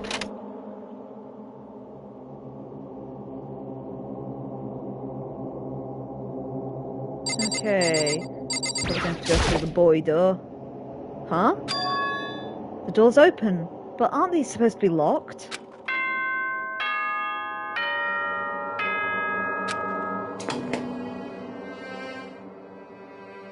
Now, 捜査のためにロックを解除してあります。どうぞご自由にお調べください。Investigation? 決まりだ Just as I thought. Byakuya! なるほど Judging from what he just said, there can be no doubt a murder really has taken place. Come on. And the locker rooms, they're suspicious. Very suspicious indeed, wouldn't you agree? Huh? Suspicious? It seems nobody's searched the locker rooms. Let's start with the girls. He was muttering as if talking only to himself. Without waiting for a reply, he pressed his hands against the girls' locker room door. And the door swung open without a sound. In that moment, time seemed to freeze.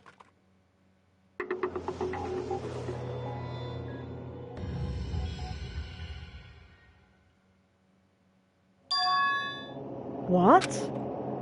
I don't know how long it took for me to fully comprehend the reality of what I was looking at. But as soon as I did...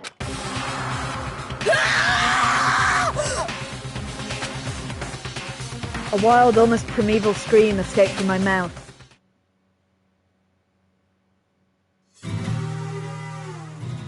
Danganronpa.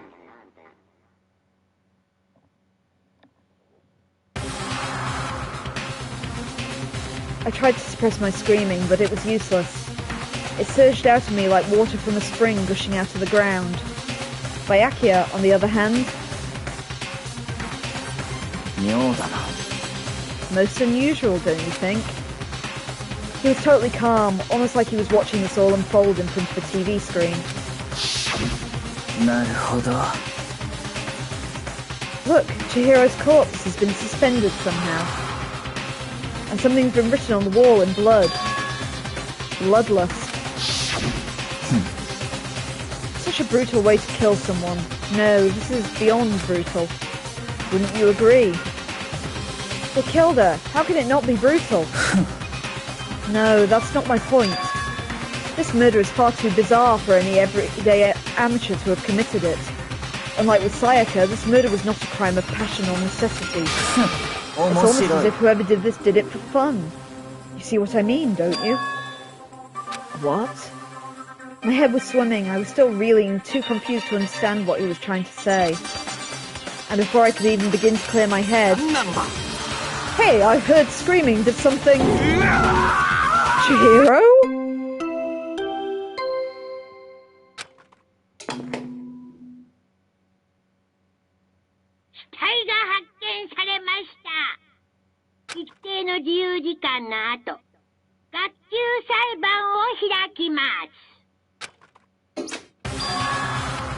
What the hell was that? Oh, that's right, you were unconscious during Sayaka's, so you didn't know about it. What you just heard was the body discovery announcement. Apparently, when 3 or more people discover a body, an announcement plays to let everyone know. I imagine it's so the search of the culprit can proceed fairly with everyone involved.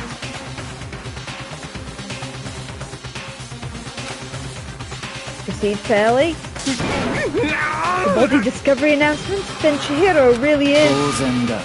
dead, yes. Before you start screaming your head off, go and round everyone else up. It seems another game has begun.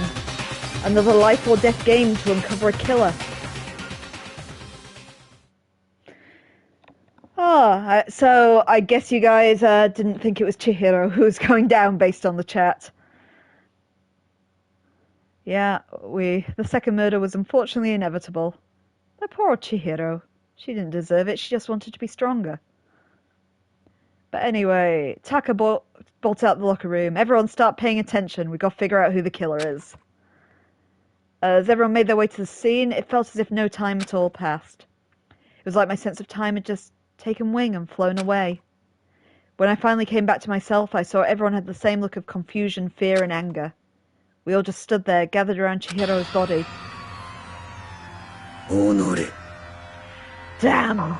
I couldn't keep her safe. So there's another victim?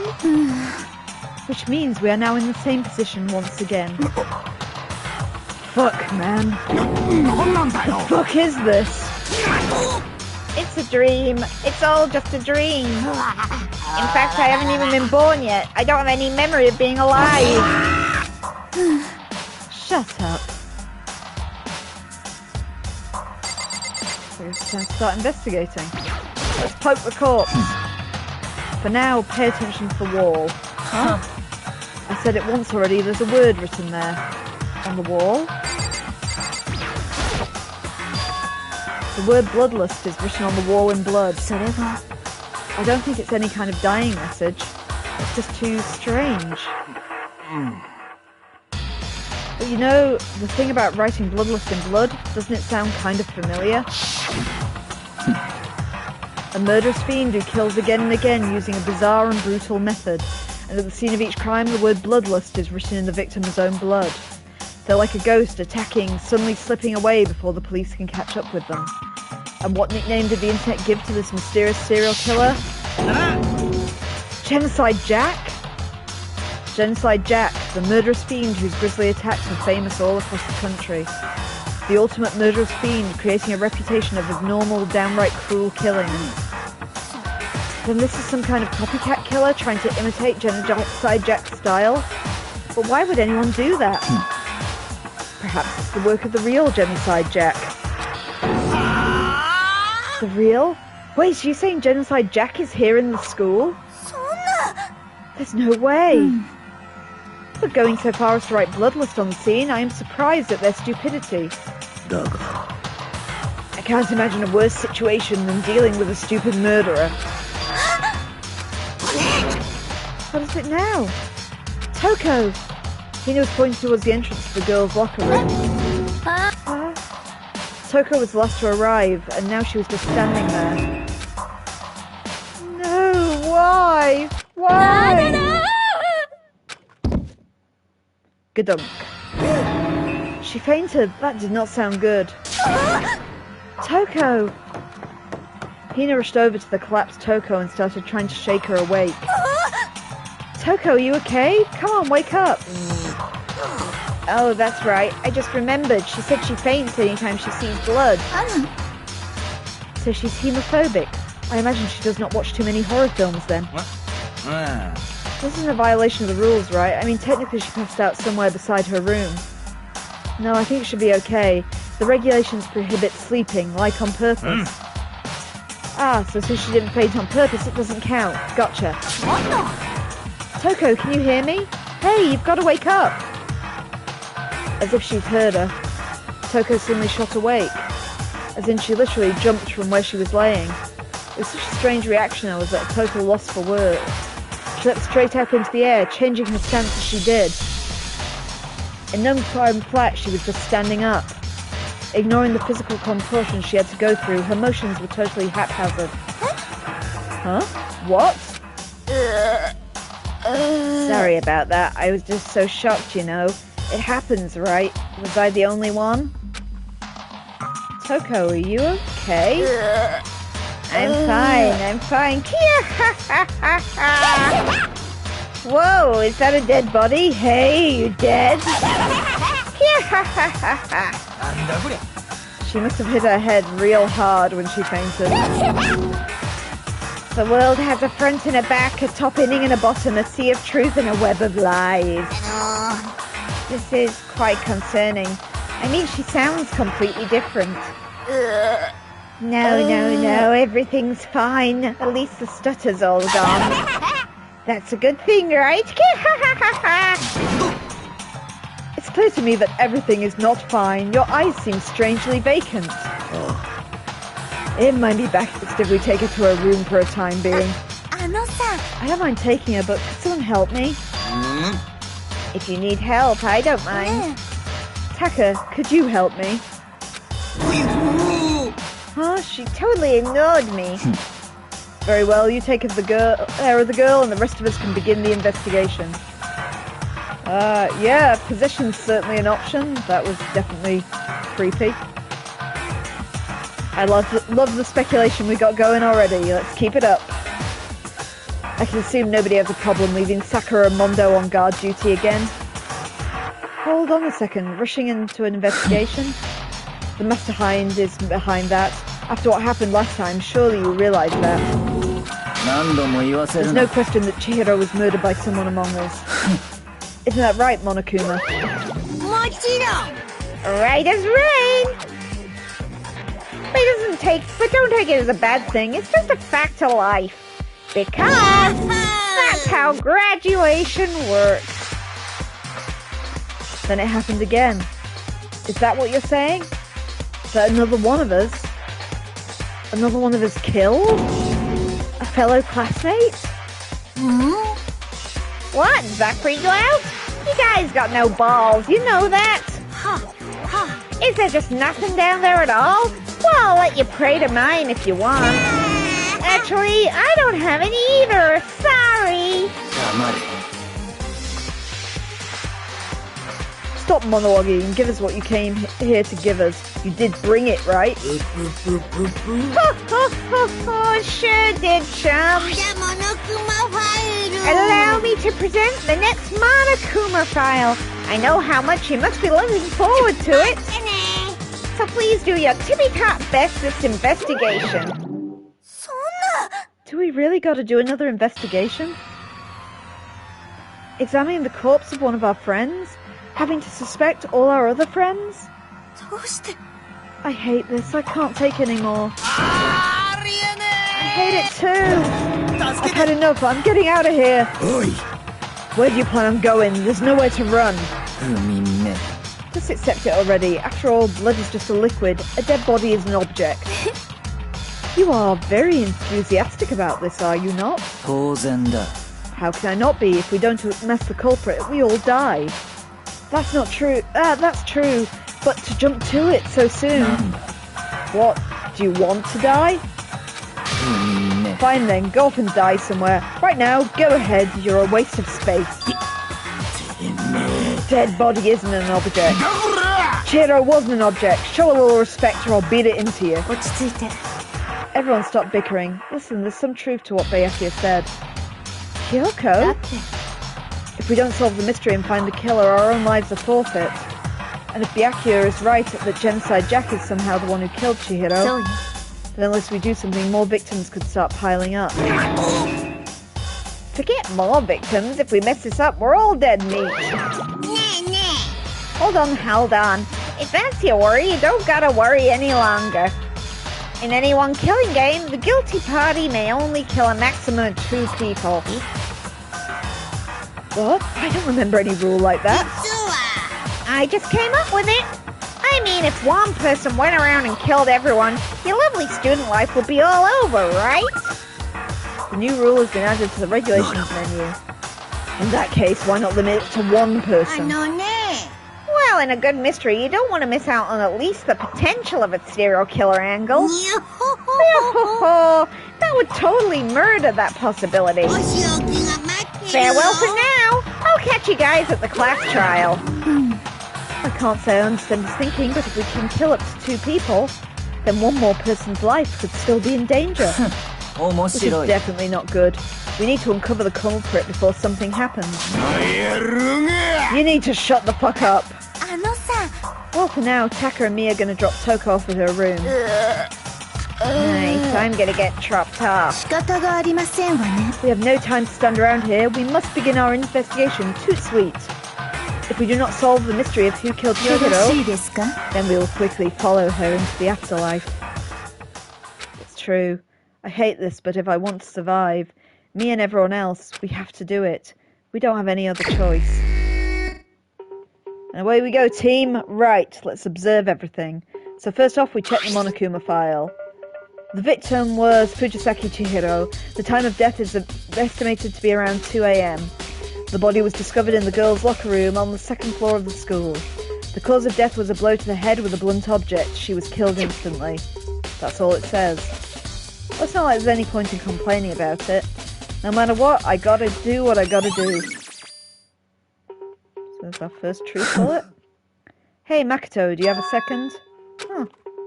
Did you need something from me? Of course, life without purpose is quite dull, you know. So, what did you need?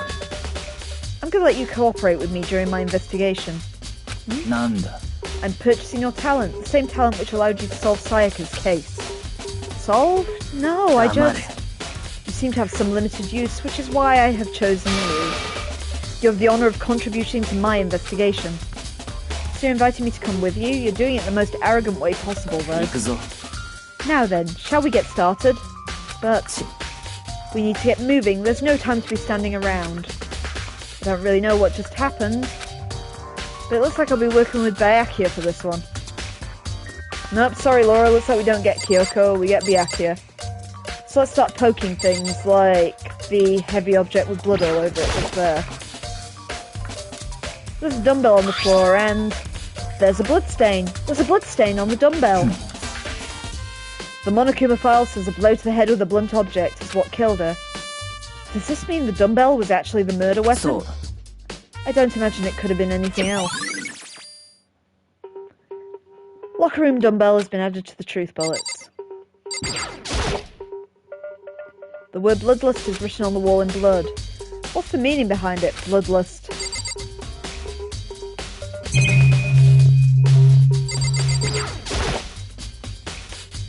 The poster's got some blood on it. It must have happened during the murder. There's a fresh blood stain on the carpet. It must have been splattered with blood during the murder. I could feel the life draining out of my own body. It's a dead body. Chihiro's dead body. But the more I look at it, the more strange it seems. This must be Genocide Jack's handiwork. Well, but we're not sure he did it. Is that what you want to say? I wonder about that.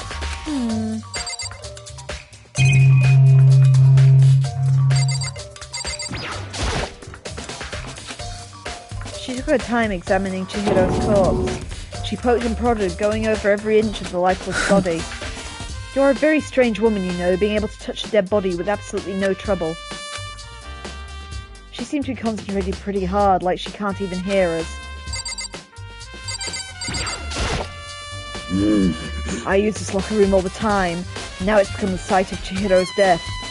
But why was she killed in the locker room? Actually, if you think about it, she could have been killed somewhere else than carried here. She was very light, it's true. It wouldn't be hard for someone to carry her, but still. I think she came here on her own, by her own choice. What makes you say that? She'd been talking a lot lately about how she wanted to get stronger. So you're saying she came here to exercise? But according to the Monokuma file, she was killed around 2 in the morning. Would she really have been exercising that late? Hina or myself are usually in the locker room during the day, so she was probably avoiding it then. Avoiding it? Although we invited her to join us more than once, she never showed up. So I can only assume she was trying to avoid us. And instead she came to exercise in the middle of the night? Perhaps. But it's difficult to imagine she would have come alone. She did want to start exercising, but she specifically mentioned she couldn't do it by herself. She needed support from others. So you're saying she could have come here in the middle of the night to train in secret. But she also would have come with someone else. It's a possibility, I think. Sakura's account is added to the truth bullets. Mondo then. Dude had a real complex about being weak. You hear Chihiro talking about it, right? I need to get stronger. Yeah, I do remember she said that more than once. Sure did, which I guess explains the trip down here. But did she really need to get stronger that badly? You already mentioned it, but she was a girl after all. Most girls aren't that strong. Dunno, man. Haven't really thought about that stuff. The cause of Chihiro's complex. I can't help but wonder what that might be. Mondo's account.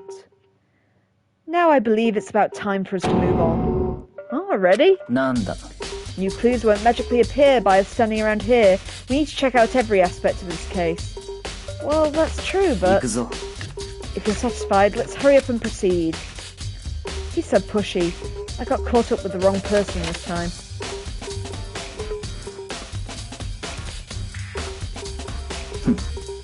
So this is our next location. Huh? This place is related to the investigation? Figure it out for yourself. It's no fun if you don't, right?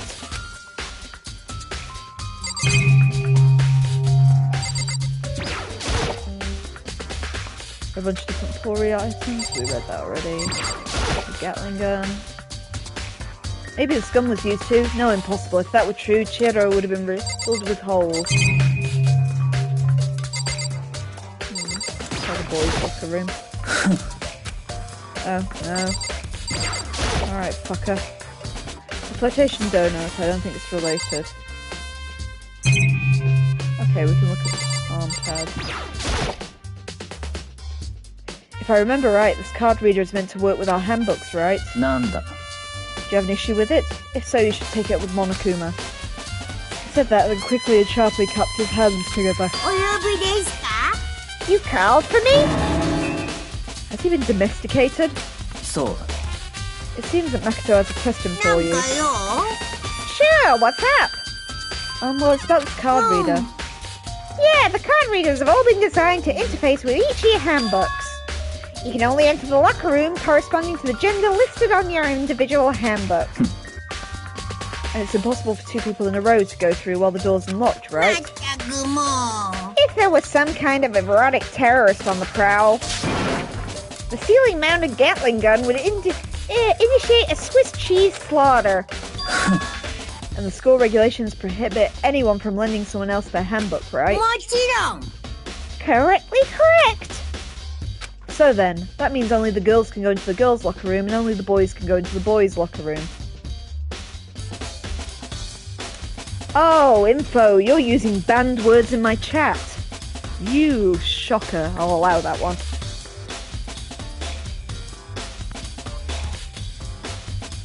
And that's what happens when you use the word erotic in my chat. Yeah, but the bear was not using the chat, so you said it first, technically, pal. That means that only girls can go to the girls' locker room and only boys can go into the boys' locker room. In other words, Chihiro's body being found in the girls' locker room means... Hey, Makoto, I can see right through you. See right through me? Allow me to tell you what you're thinking. Since Chihiro was found in the girls' locker room, the killer must have been able to get in there. As such, the killer must be one of the girls. Did I get it right? Good lord, you're simple. But am I wrong? You should pay closer attention. You should pay closer attention to the regulations. The answer has been in front of you the entire time. Loaning your e-handbook to another student is strictly prohibited. Only the act of loaning a handbook is prohibited. Borrowing someone else's is perfectly fine. I would expect nothing less from the prodigal son of the noble Togami family. So you managed to sniff out the loophole in the regulations. Knowing you, I would bet you created on purpose, didn't you? To add a little more excitement to things. You're treating me like a puny little appetizer instead of the main course I am. Now then, since the dead can't actually talk, they're not people anymore. They're things. Get it? Got it? Good. Wait, hold on, you're saying there's a loophole, but... In order to borrow something from someone, then that means they would have to loan it, So sleepy. Just listening to you makes me want to pass out. Be more like Byakuya and gut your poop together. Or else I'll charge you with criminal negligence. No more questions. Figure out the rest on your own damn self. Oh, Info spotted the reference. Yeah, I don't know if it came from anything else, Info, but get it, got it good makes me think of the court jester too. So, maybe so.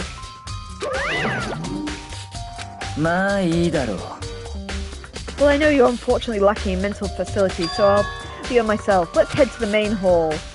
The main hall? This'll help you understand what's going on. Card readers been added to the truth bullets. And Byakuya is dragging me down here. We came to the main hall. So, what are we looking for here? Does that mean I have to figure it out myself? I think I know what he's trying to say. It's this thing. There's a mailbox here. Could it be that there's something inside? It's an e-handbook. No wait, there's 3 of them. But what are they doing here? So you finally found them. Huh? Did you know these were here, Byakuya? I happened to find them by chance myself the other day. It seems there's a system in place where the handbooks of dead students get delivered to this mailbox. So then these 3 handbooks belong to Junko, Leon and Sayaka.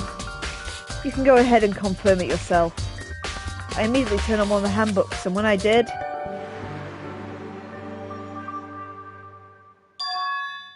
You're right, this is Sayaka's handbook. Now do you understand? This is the key to the loophole that I revealed earlier. Yeah, I feel like I'm starting to get it. You should pay closer attention to the regulations. The answer has been in front of you the entire time. Loaning your e-handbook to another student is strictly prohibited.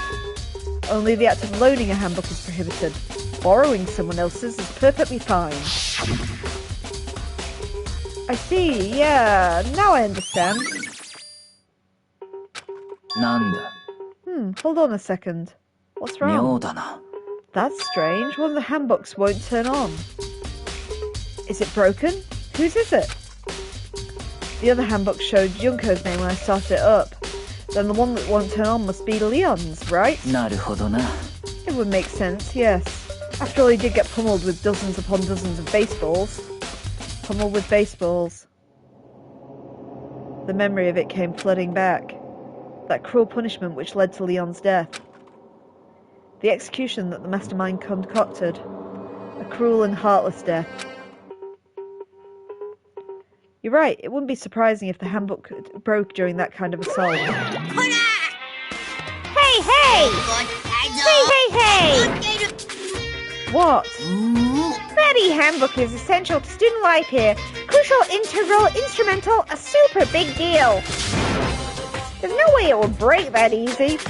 Rory, you're still holding a real grudge against Leon there. Did he really deserve his death by 1,000 baseball?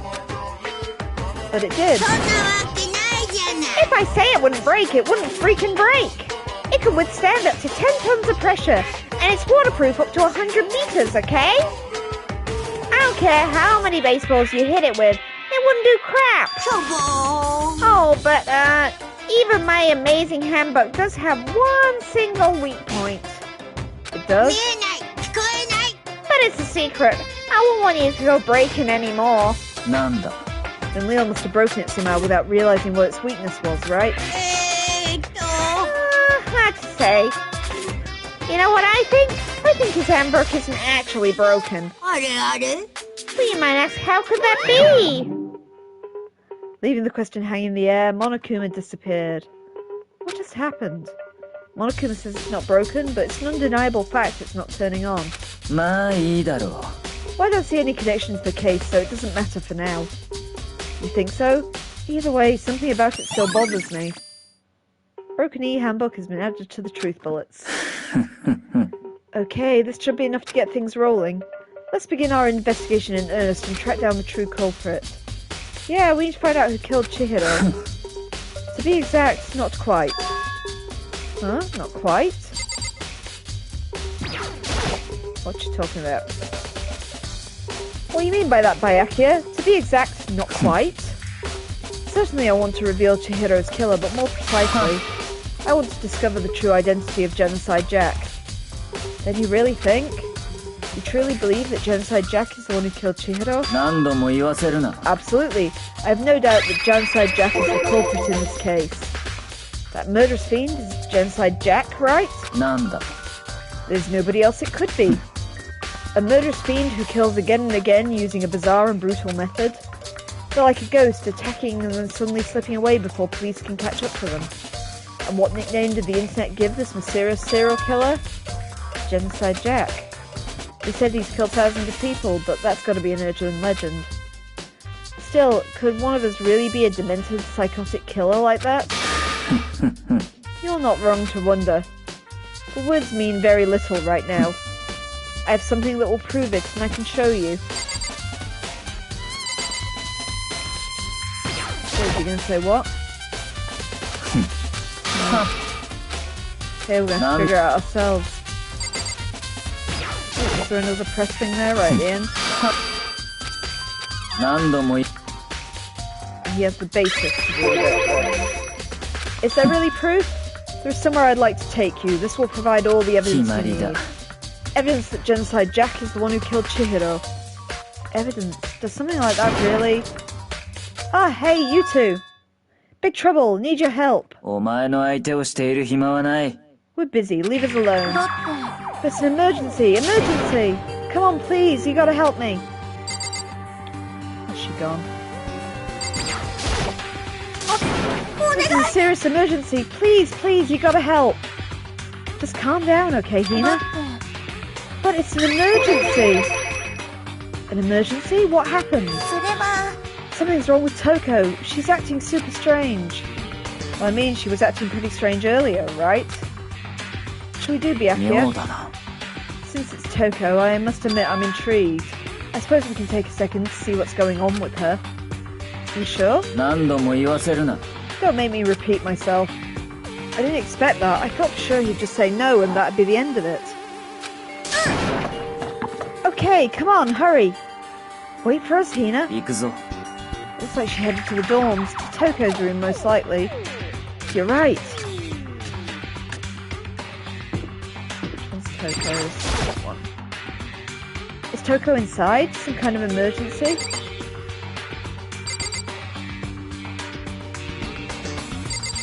Oh, come on. Byakuya we've got to talk to him. Or Hina.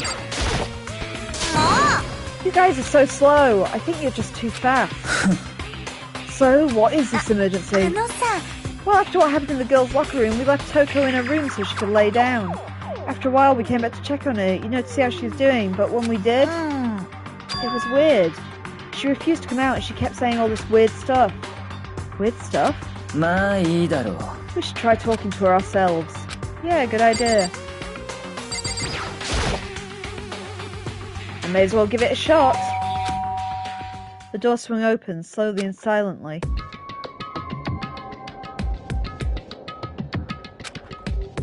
Holy crap! An aura of negativity flowed out from behind the door, forcing a gasp out of me. What? Yeah, Asahina-sanが心配してて、深谷さんが閉じこもってるって。放っておいて。さ、とりあえず一度ドアを開けてくれない？好きにさせない。ジェノサイダーショーなんかの好きにはさせない。And just like that, she slammed the door into my face. What was that?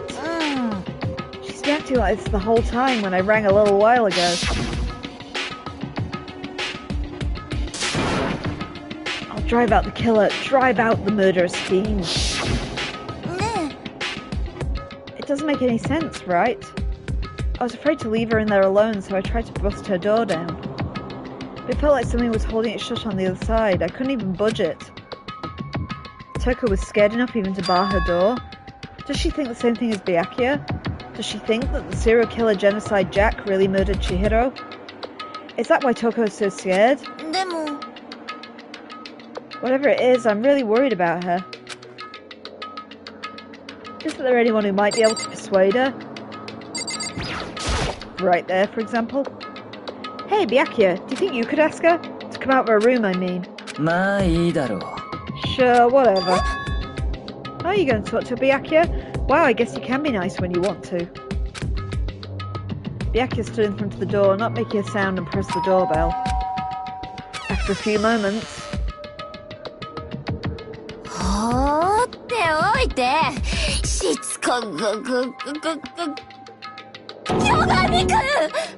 Togamiだ。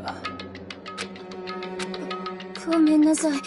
約束守れなかった。でも安心してこれ以上はもう私がジェノサイダーショーの好きにはさせないか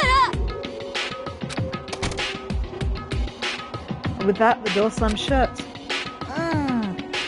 Even Byakuya couldn't pull it off. There's nothing else we can do. Let's just get back to the investigation. Hold on. Hey Byakuya, what was Toko talking about just now? Something about a promise? Nanda. Oh, I have no idea. One of her delusions, I'm sure. But if I say I don't know, that means I don't know. Just let Tina take care of her. Oh yeah, I'll stay here and keep an eye on her. Well then, let's go.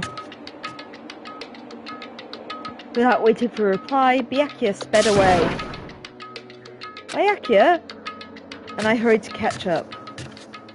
I tried to talk to him several times as we walked, but he didn't even look back, let alone say anything. He just kept walking towards his destination. Finally, his feet brought him to a stop at a certain room. The library? Come on, let's go in.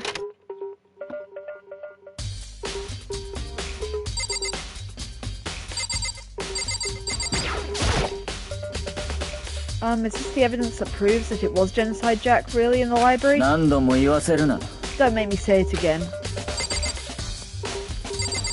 Into that room yet? If I remember, on the other side of this door is the archive, right? Hurry up and go inside. Oh, here? It all makes sense once you're inside.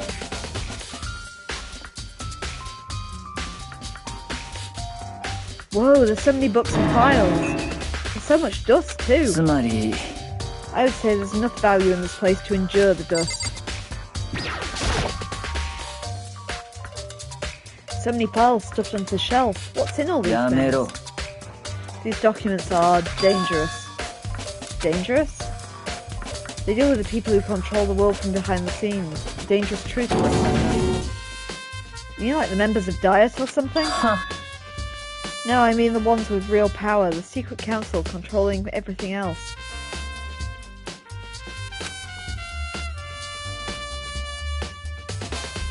If you're ready to be disappeared for it, take a look. There's some very interesting people here. Just kidding, right? Am I? I'll just let it go for now. There's a ton of thick files stuffed onto the bookshelf. If you're thinking of looking through any of them, let me give you a little warning. Those things are filled with graphic, disturbing photos from all kinds of crime scenes. It's the kind of thing any normal person would never even want to look at, so be careful. Oh, what do you mean? All of those files in there are investigation reports related to different cold cases. Those are internal documents for police eyes only. It's not the kind of thing you're expected to leave. Oh.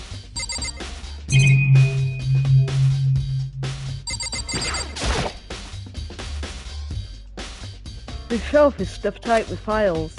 Without really thinking about it, I picked one at random. You have a sharp eye indeed to select that file. So. That's the report on the presidential assassination. The original is kept at the National Library. It won't be declassified for another 30 years. Are you sure you want to look at it now? There's no telling what crosshairs you might wind up in for peeking at it. Without making a sound, I return the file to the shelf.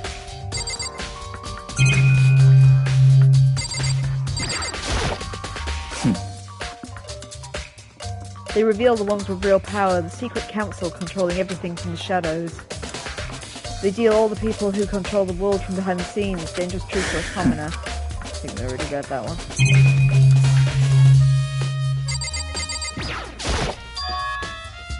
It's this one. Oh yes, same one I saw Byakuya using in the library before. Nanda. Do you have a problem with that lamp? It was here before, then I moved it over there. It's too dark over there, so I thought I'd put it to good use.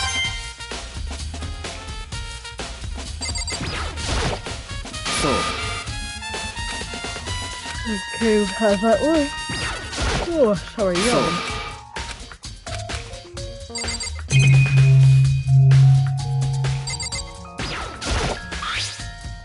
There's a wooden box, it's empty. Although judging by the smudges and the dust, it looks like there's something inside. I wonder what it was. It was an extension cord plugged in there. It proved very useful while I was in the library. An extension cord, huh? So you finally begin to understand the true splendour of this library? The entire reason I was interested in the library is because of this room right here. It's home to classified government documents, police records, the things no ordinary person would ever see. Isn't it magnificent? It can't be real, right? That's you guys' problem. Everything that doesn't fit into your preconceived reality, you label it as a lie. Well, it's not that. It's just it's not like I totally refuse to believe it, but I mean, there's just so much. How could anyone have put this together? I suppose it goes to show how much hope Pete truly wields, or perhaps... Laura's asking what was tying up Ultimate Programmer. I don't think we had a close look to it, but it looked like some kind of white cord. You can go and get a better look in a second, I guess, Laura. The mastermind may have wanted to provide us with enough entertainment to keep us from getting bored. It's no use, I can't keep up with this. It's just too unreal. What's wrong? You still can't believe it? What about you? How can you believe so easily? Things like that are usually impossible. What do you mean, usually? Usual, normal, ordinary, simple? Those things don't exist anywhere in the real world. If you don't understand what they actually represent, you don't understand the nature of everything. You don't pull your punches, do you? Besides, what you consider usual is based on your common sense, right? So what makes you think your own common sense applies to me at all? The documents gathered here are genuine. I've reviewed them multiple times, so there is no doubt. Hold on a second, you're saying you've read all these documents and more than once? But all this has to be like top secret confidential stuff, right? So why? My family has a reading room just like this at our home. Ours is bigger, of course, and not as dusty. Huh? Members of the Chigami family have access to all variety of government-related documents. That includes foreign powers as well as domestic. How is that possible? つまり I already told you, there's a secret council that controls this world from the shadows. My family is a member of that council. And I have within me the bloodline that will allow me to one day bend the world to my will. But to become such a ruler, I must know all levels of this world, backwards and forwards. So whenever I have time, I like to review whatever documents and materials interest me. Which is why I can proclaim without a doubt that the materials gathered here are the real thing. This is beyond believing or not believing. Byakuya is actually starting to care more than the actual mastermind. And what always interests me were the cold case police investigation report. Reading through those reports has always been a hobby of mine ever since I was little.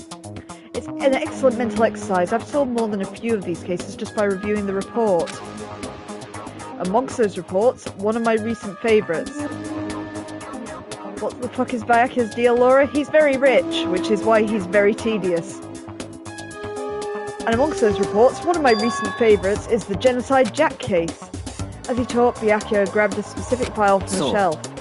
This is the complete case file. Every single report surrounding the Genocide Jack case has been compiled here. Because there are so many, allow me to quickly summarise the main points. To begin with, there are two notable characteristics of every Genocide Jack murder. The first characteristic is that every crime scene has the word bloodlust written in the victim's own blood. And the second is the way the victims are murdered. Their bodies are suspended in a certain way. Bloodlust is written by blood and the victim's body is suspended. It's exactly the same as what happened to Chihiro. Save your surprise, the best part is yet to come. For the second characteristic, where the victims are suspended, the only ones who know about that particular fact were members of the police and other high-ups. By all accounts, nobody in the media ever found out. Huh? In other words, no one in the news or online, nobody knew about that aspect of each crime. Only key officials and the killer himself knew about this act of mounting the victim. Now if you recall Chihiro's corpse, her body was most certainly mounted in this fashion. So how could the killer have known about suspending the victim? That's the key question. But the answer is in fact quite simple. The culprit isn't a copycat killer, it is the real Genocide Jack. That's right, the evidence that the Genocide Jack has hidden himself amongst the rest of us. Then Genocide Jack really is. Such a brutal, fiendish killer is really walking around among us. Well, things are starting to get interesting, aren't they? I never imagined a killer with such a reputation would ever be part of our little game. Now, you don't think it would be a good idea to take a look at what you've already seen? You might just manage to ferret out a clue or two. If you get down on your knees and beg, I might even show you myself. You absolute fucker. Okay, what are people saying in the chat? Okay, Info's given up on believing it was a copycat killer on the basis of that evidence. I guess that's the case, though. If the file is in this room, you do have the possibility they read it here. And Laura's suggesting there could be a ghost or a hidden student. Well, there was that mysterious 16th podium at the class trial, I suppose. So, yeah, I guess a hidden student's not out of the realm of possibility. Okay, where's the file? Where did he put it? Where he fucking put it? No, that's not it. That's a video camera in the top corner. That's just the after we've got to bother. Byakuya about the Genocide Jack case file. Could you let me see it? Well, you didn't beg, but I guess it's okay this time. Feel free to look, but you can't take it away with you.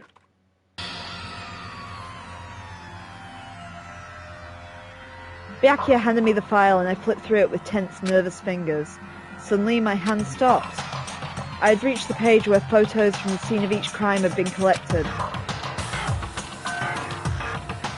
The names of Genocide Jack's victims were ran on for several pages. Ken Harada, 32. Tezuhiro Honda, 17. Shoji Gaku, 23. Kano Issei, 14. Takashi Yoshida, 30. Komatsu Taro, Takafuma Gono, Uchida Naohisa, Takashi Masamune, Yuto Yujima, there was no end to it. But one thing became perfectly clear as I read. All of the killer's countless victims were killed and suspended in exactly the same way. At the scene of every murder, bloodless was left in the victim's own blood. Now take a look at the next page and you'll find another interesting tidbit. On the next page... How was that shot? Profiling results? All of the crimes took place either on weekdays, at night, or during holidays, either day or night. The most common time for killings to take place was at holidays in the afternoon. Based on these facts, it could be suggested that the suspect may be a student. Evidence suspects that the suspect lingered on the scene, but when they did leave, they were in a panic. Because eyewitnesses had never come forward, it's unlikely there was an external reason for this. This confused behaviour suggests that the suspect may be potentially suffered from a dissociative identity disorder. The key point here is that the culprit may well have had a split personality. A split personality, like the kind of thing you see on TV? So I'm part of another totally unbelievable story. But this one is way more unbelievable than anything else up till now. Maybe it really isn't. I don't know, I feel like my mind's gone numb. Okay, the case file has been entered to truth bullets. Okay, I'll chat speculation at the moment.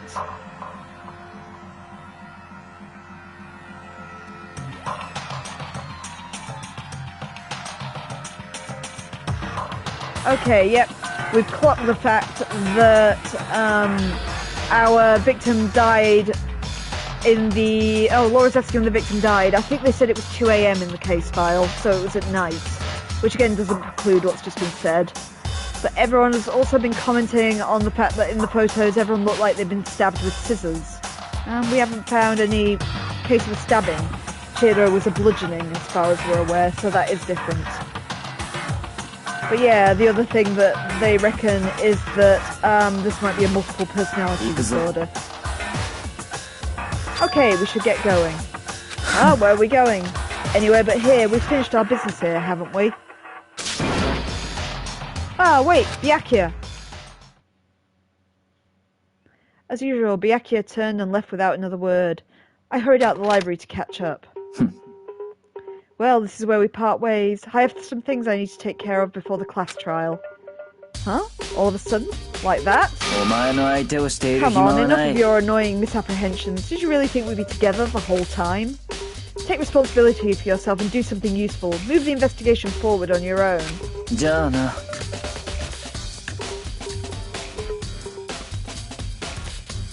Laura's asking who said it was the dealing of Genocide Jack. I think Byakuya actually put that in everyone's head before. He's the one who keeps bringing it up. Like that, he was gone. As quickly as he'd asked me to join them, he cut me off. In the end, I felt like I was just some plaything getting tossed around. At the same time, I'd uncovered some really important clues thanks to him. Genocide Jack, he's the one that killed Chihiro. And that murderous fiend is one of us. But who is it? I have to find out no matter what it takes. And to do that, there's somewhere I have to go and investigate one more time. Let's go back to the crime scene, the girls' locker room. I should also check out the boys' locker room too. The others might have come up with some info that I might find useful while I'm at it. I need to find out everything I can. Okay, so we're around the corner from the locker room. I remember that one.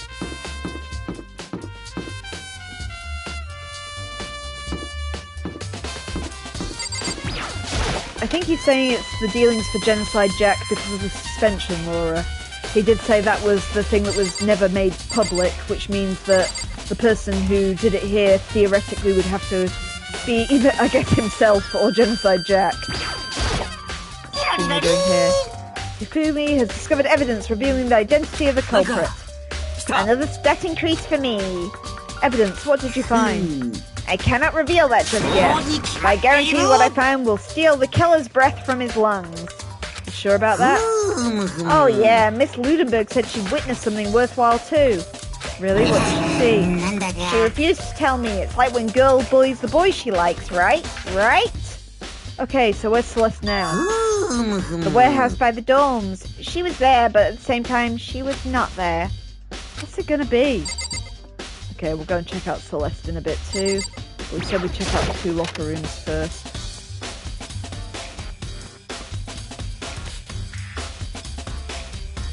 Yeah, you're right, Laura. There is a lot of Genocide Jack related discrepancies. Hang on, I've seen a stain on the carpet. That's just a stain. Okay, so that's different. This poster. It's a popular boy band called Tornado. Somehow it doesn't seem to fit the boys' locker room. Last time we were here, wasn't it the sexy poster in the boys' locker room? The one that's in the girls' locker room at the moment. There's a strange stain on the carpet. What is it? Okay, we got a stain in the boys' locker room carpet that wasn't here before as well. I think that's about it. There's nothing more pinging up for me. Okay, yeah, the TV's nothing. Can't imagine the video camera's anything either. Didn't fit for the boys' locker room, but there were some oddities there. Oh, this is the pool. Wrong way. You guys are just using all the words that hit my content filter today.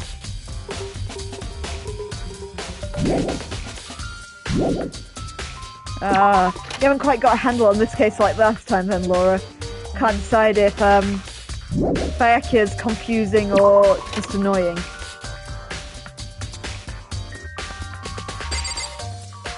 You guys are just using the same word over and over again.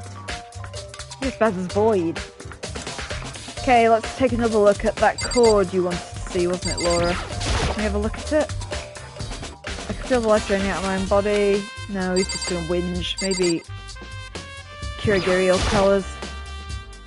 Hey Kyoko, have you made any progress in your investigation? Generally speaking. But I have to get going. I have something unrelated to take care of. Something besides the investigation? What is it? Sir? Nothing you need worry about. Just concentrate on the murder. But before I go, let me give you one piece of advice. You should examine Chihiro's body one more time and thoroughly. Also, her handbook is missing. You may want to determine its whereabouts.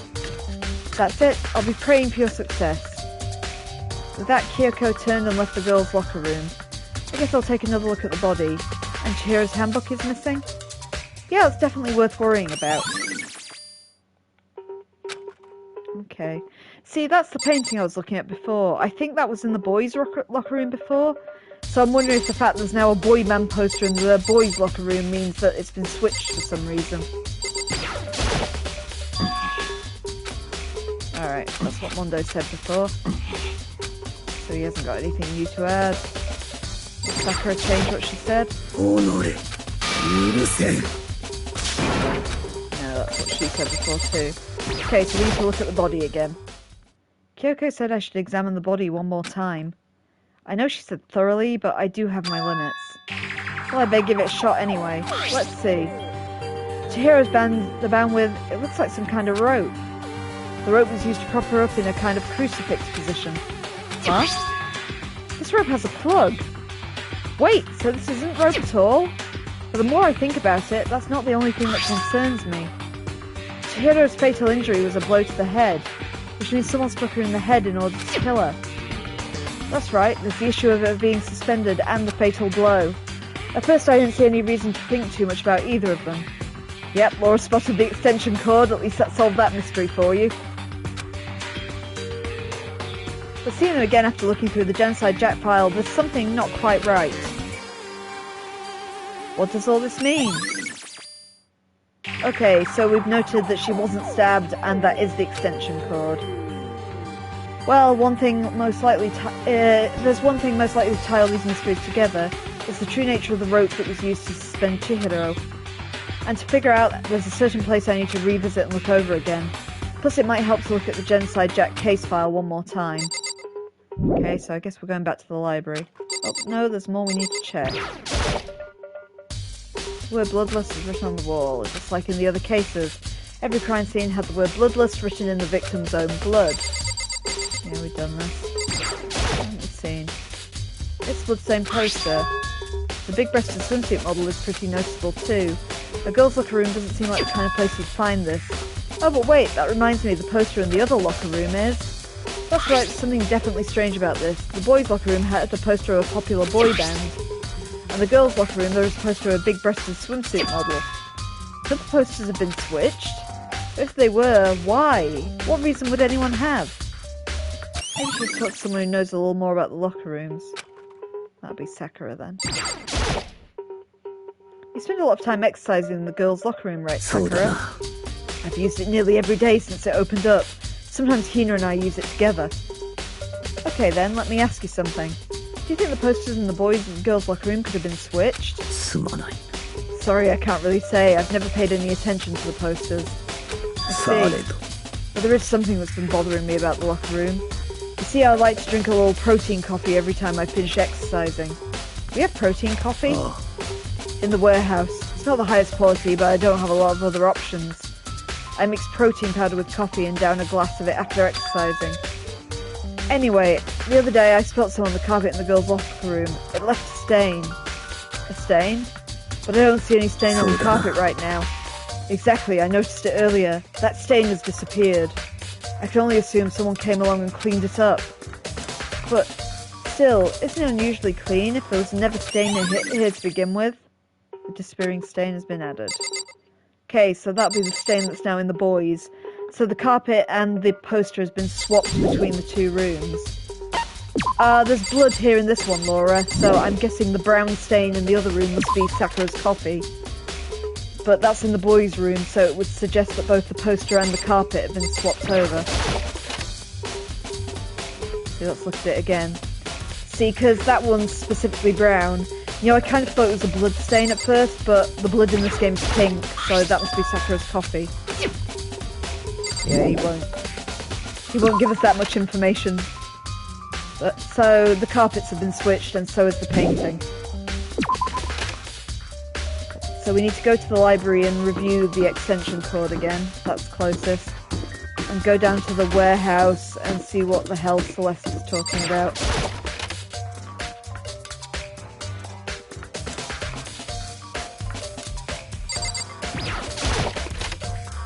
So the cord was in here, wasn't it? It was in that wooden box.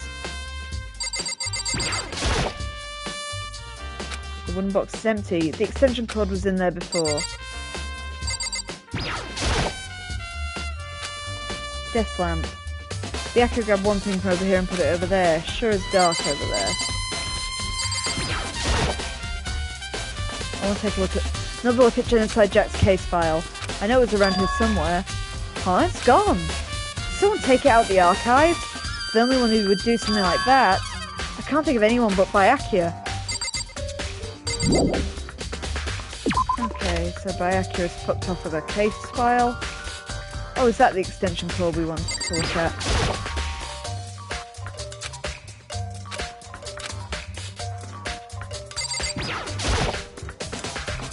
Oh, the lamp wasn't turned on. Oh, I see, it's not plugged in. The lamp's cord isn't long enough to reach the outlet from here, but last time I saw it, it was definitely on and it was definitely right here. Oh, that's right, Byakuya was using an extension cord. But there's no extension cord here now. I wonder if... Library desk lamp has been added to the truth bullets. Yeah, I think we've all figured that one out. Okay, so, where's my map? I think Celeste is in the warehouse.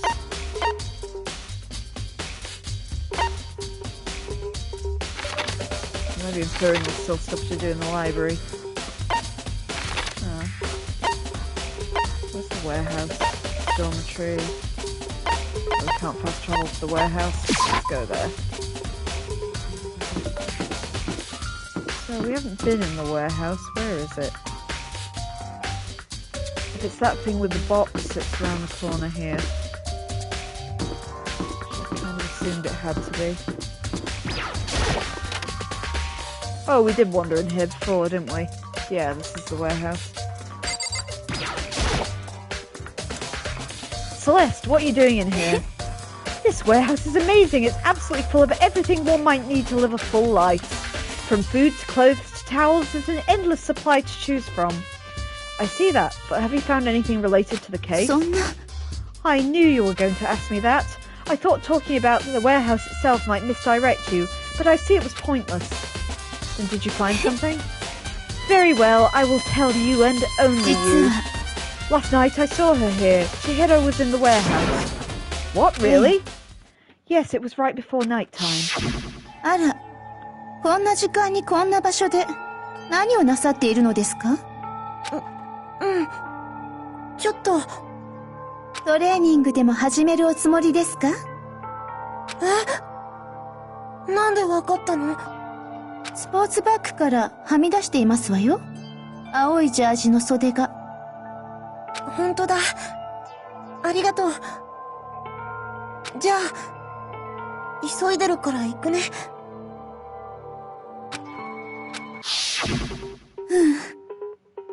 She stuffed the jacket into her bag in a hurry. It was almost like she was trying to hide it. And just like that, she was gone. そうですわね。I assumed she was merely stocking up to go exercise in the morning, but it would appear she ignored the nighttime rule and headed directly to the girls' locker room.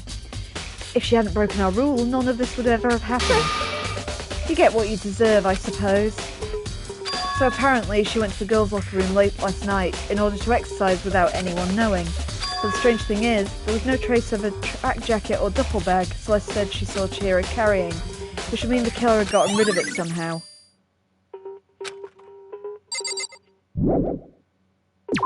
Okay, so there's still stuff to find. Let's track down Byakuya. The only other new area we haven't used is the bathhouse. Could someone have dumped her bag in the bathhouse?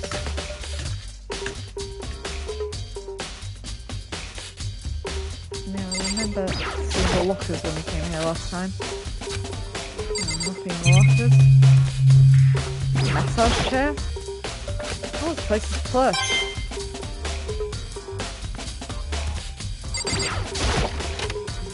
Oh yeah, good suggestion, Laura. We should try the trash place again. This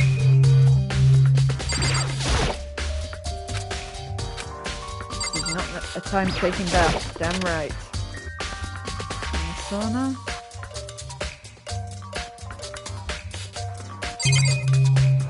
That's pleasant at least.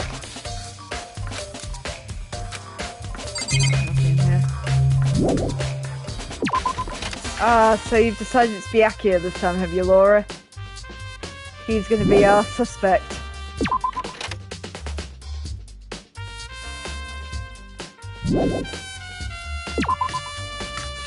I guess he did say he'd consider murdering someone, which probably isn't a smart thing to say. Is this the trash room? It's around here somewhere. Okay, trash room again.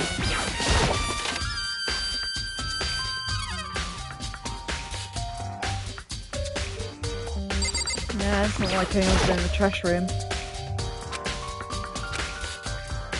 I'm not going to give you a clue, Laura. Although, as previously mentioned, I do know who did it. This is for you guys to work out. It's no fun if I tell you who did it.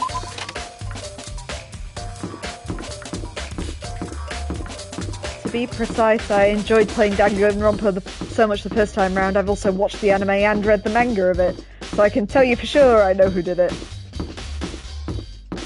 That's right, Info. It was clearly the butler. Is that Monokuma? He wears black and white. Let's figure out where the fuck Byakuya's gone now. Alright, there's, nope. Where's the wanker gone off to? Oh wait, what's the other? Dining room. Yes, I guess Asahina would be the other one who'd know about the posters and things like that. Let's try her out.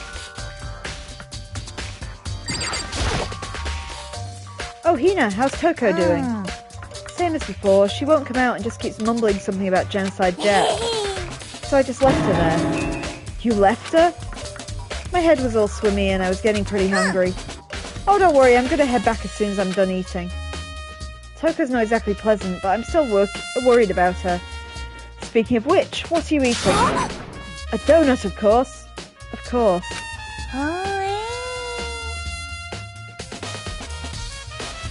There's two things I'm sure God created. Outer space and donuts. Really? I bet Chihiro would have liked to eat more donuts. Maybe that was her one big regret. I should have tried to spend more time with her. Come to think of it, who did she spend time with? Oh yeah, she was a little bit strange. She didn't really hang out with the other girls much. It was like she was trying to keep her distance from us. Actually, Sakura said something similar. She said even though you invited her and Chihiro to exercise with you, she always refused. Yeah, it's true, and it wasn't just us. It was like she stayed away from all the girls. Was she just shy? I don't know, she talked to the boys all the time. Isn't it kind of weird to be shy around your own sex, but totally fine with the opposite sex? Oh wait, maybe. Maybe she's used to guys spoiling her. The law says you can't judge a book by its cover, right? You think so? I never really saw her as that kind of girl. Anyway, I added Ari's account.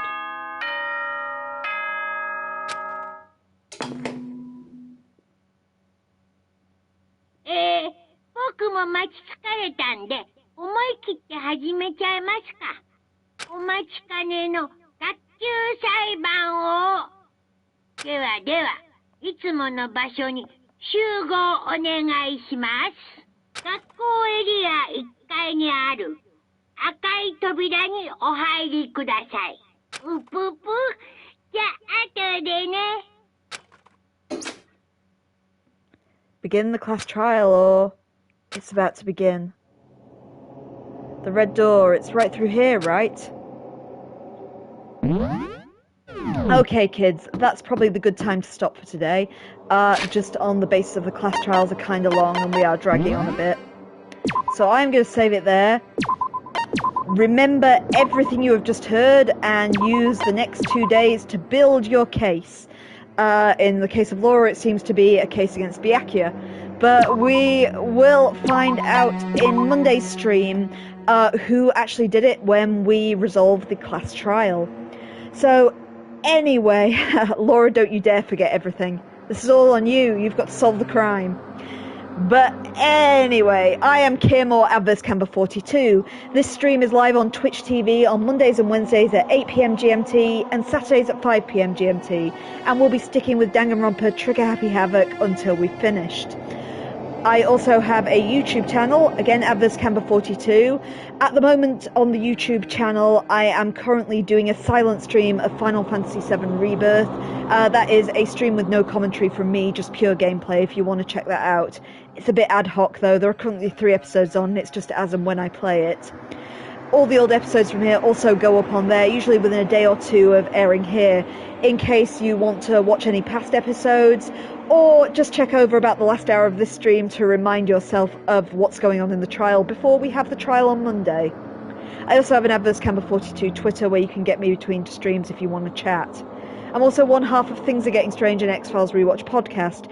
You can find us wherever you get your podcasts. We are reviewing the X-Files 2 episodes at a time to see how they stand up today. New episodes go up every Thursday at 8 PM GMT, and we're currently on season 6. Thursday's episodes are going to be Trevor and Milagro.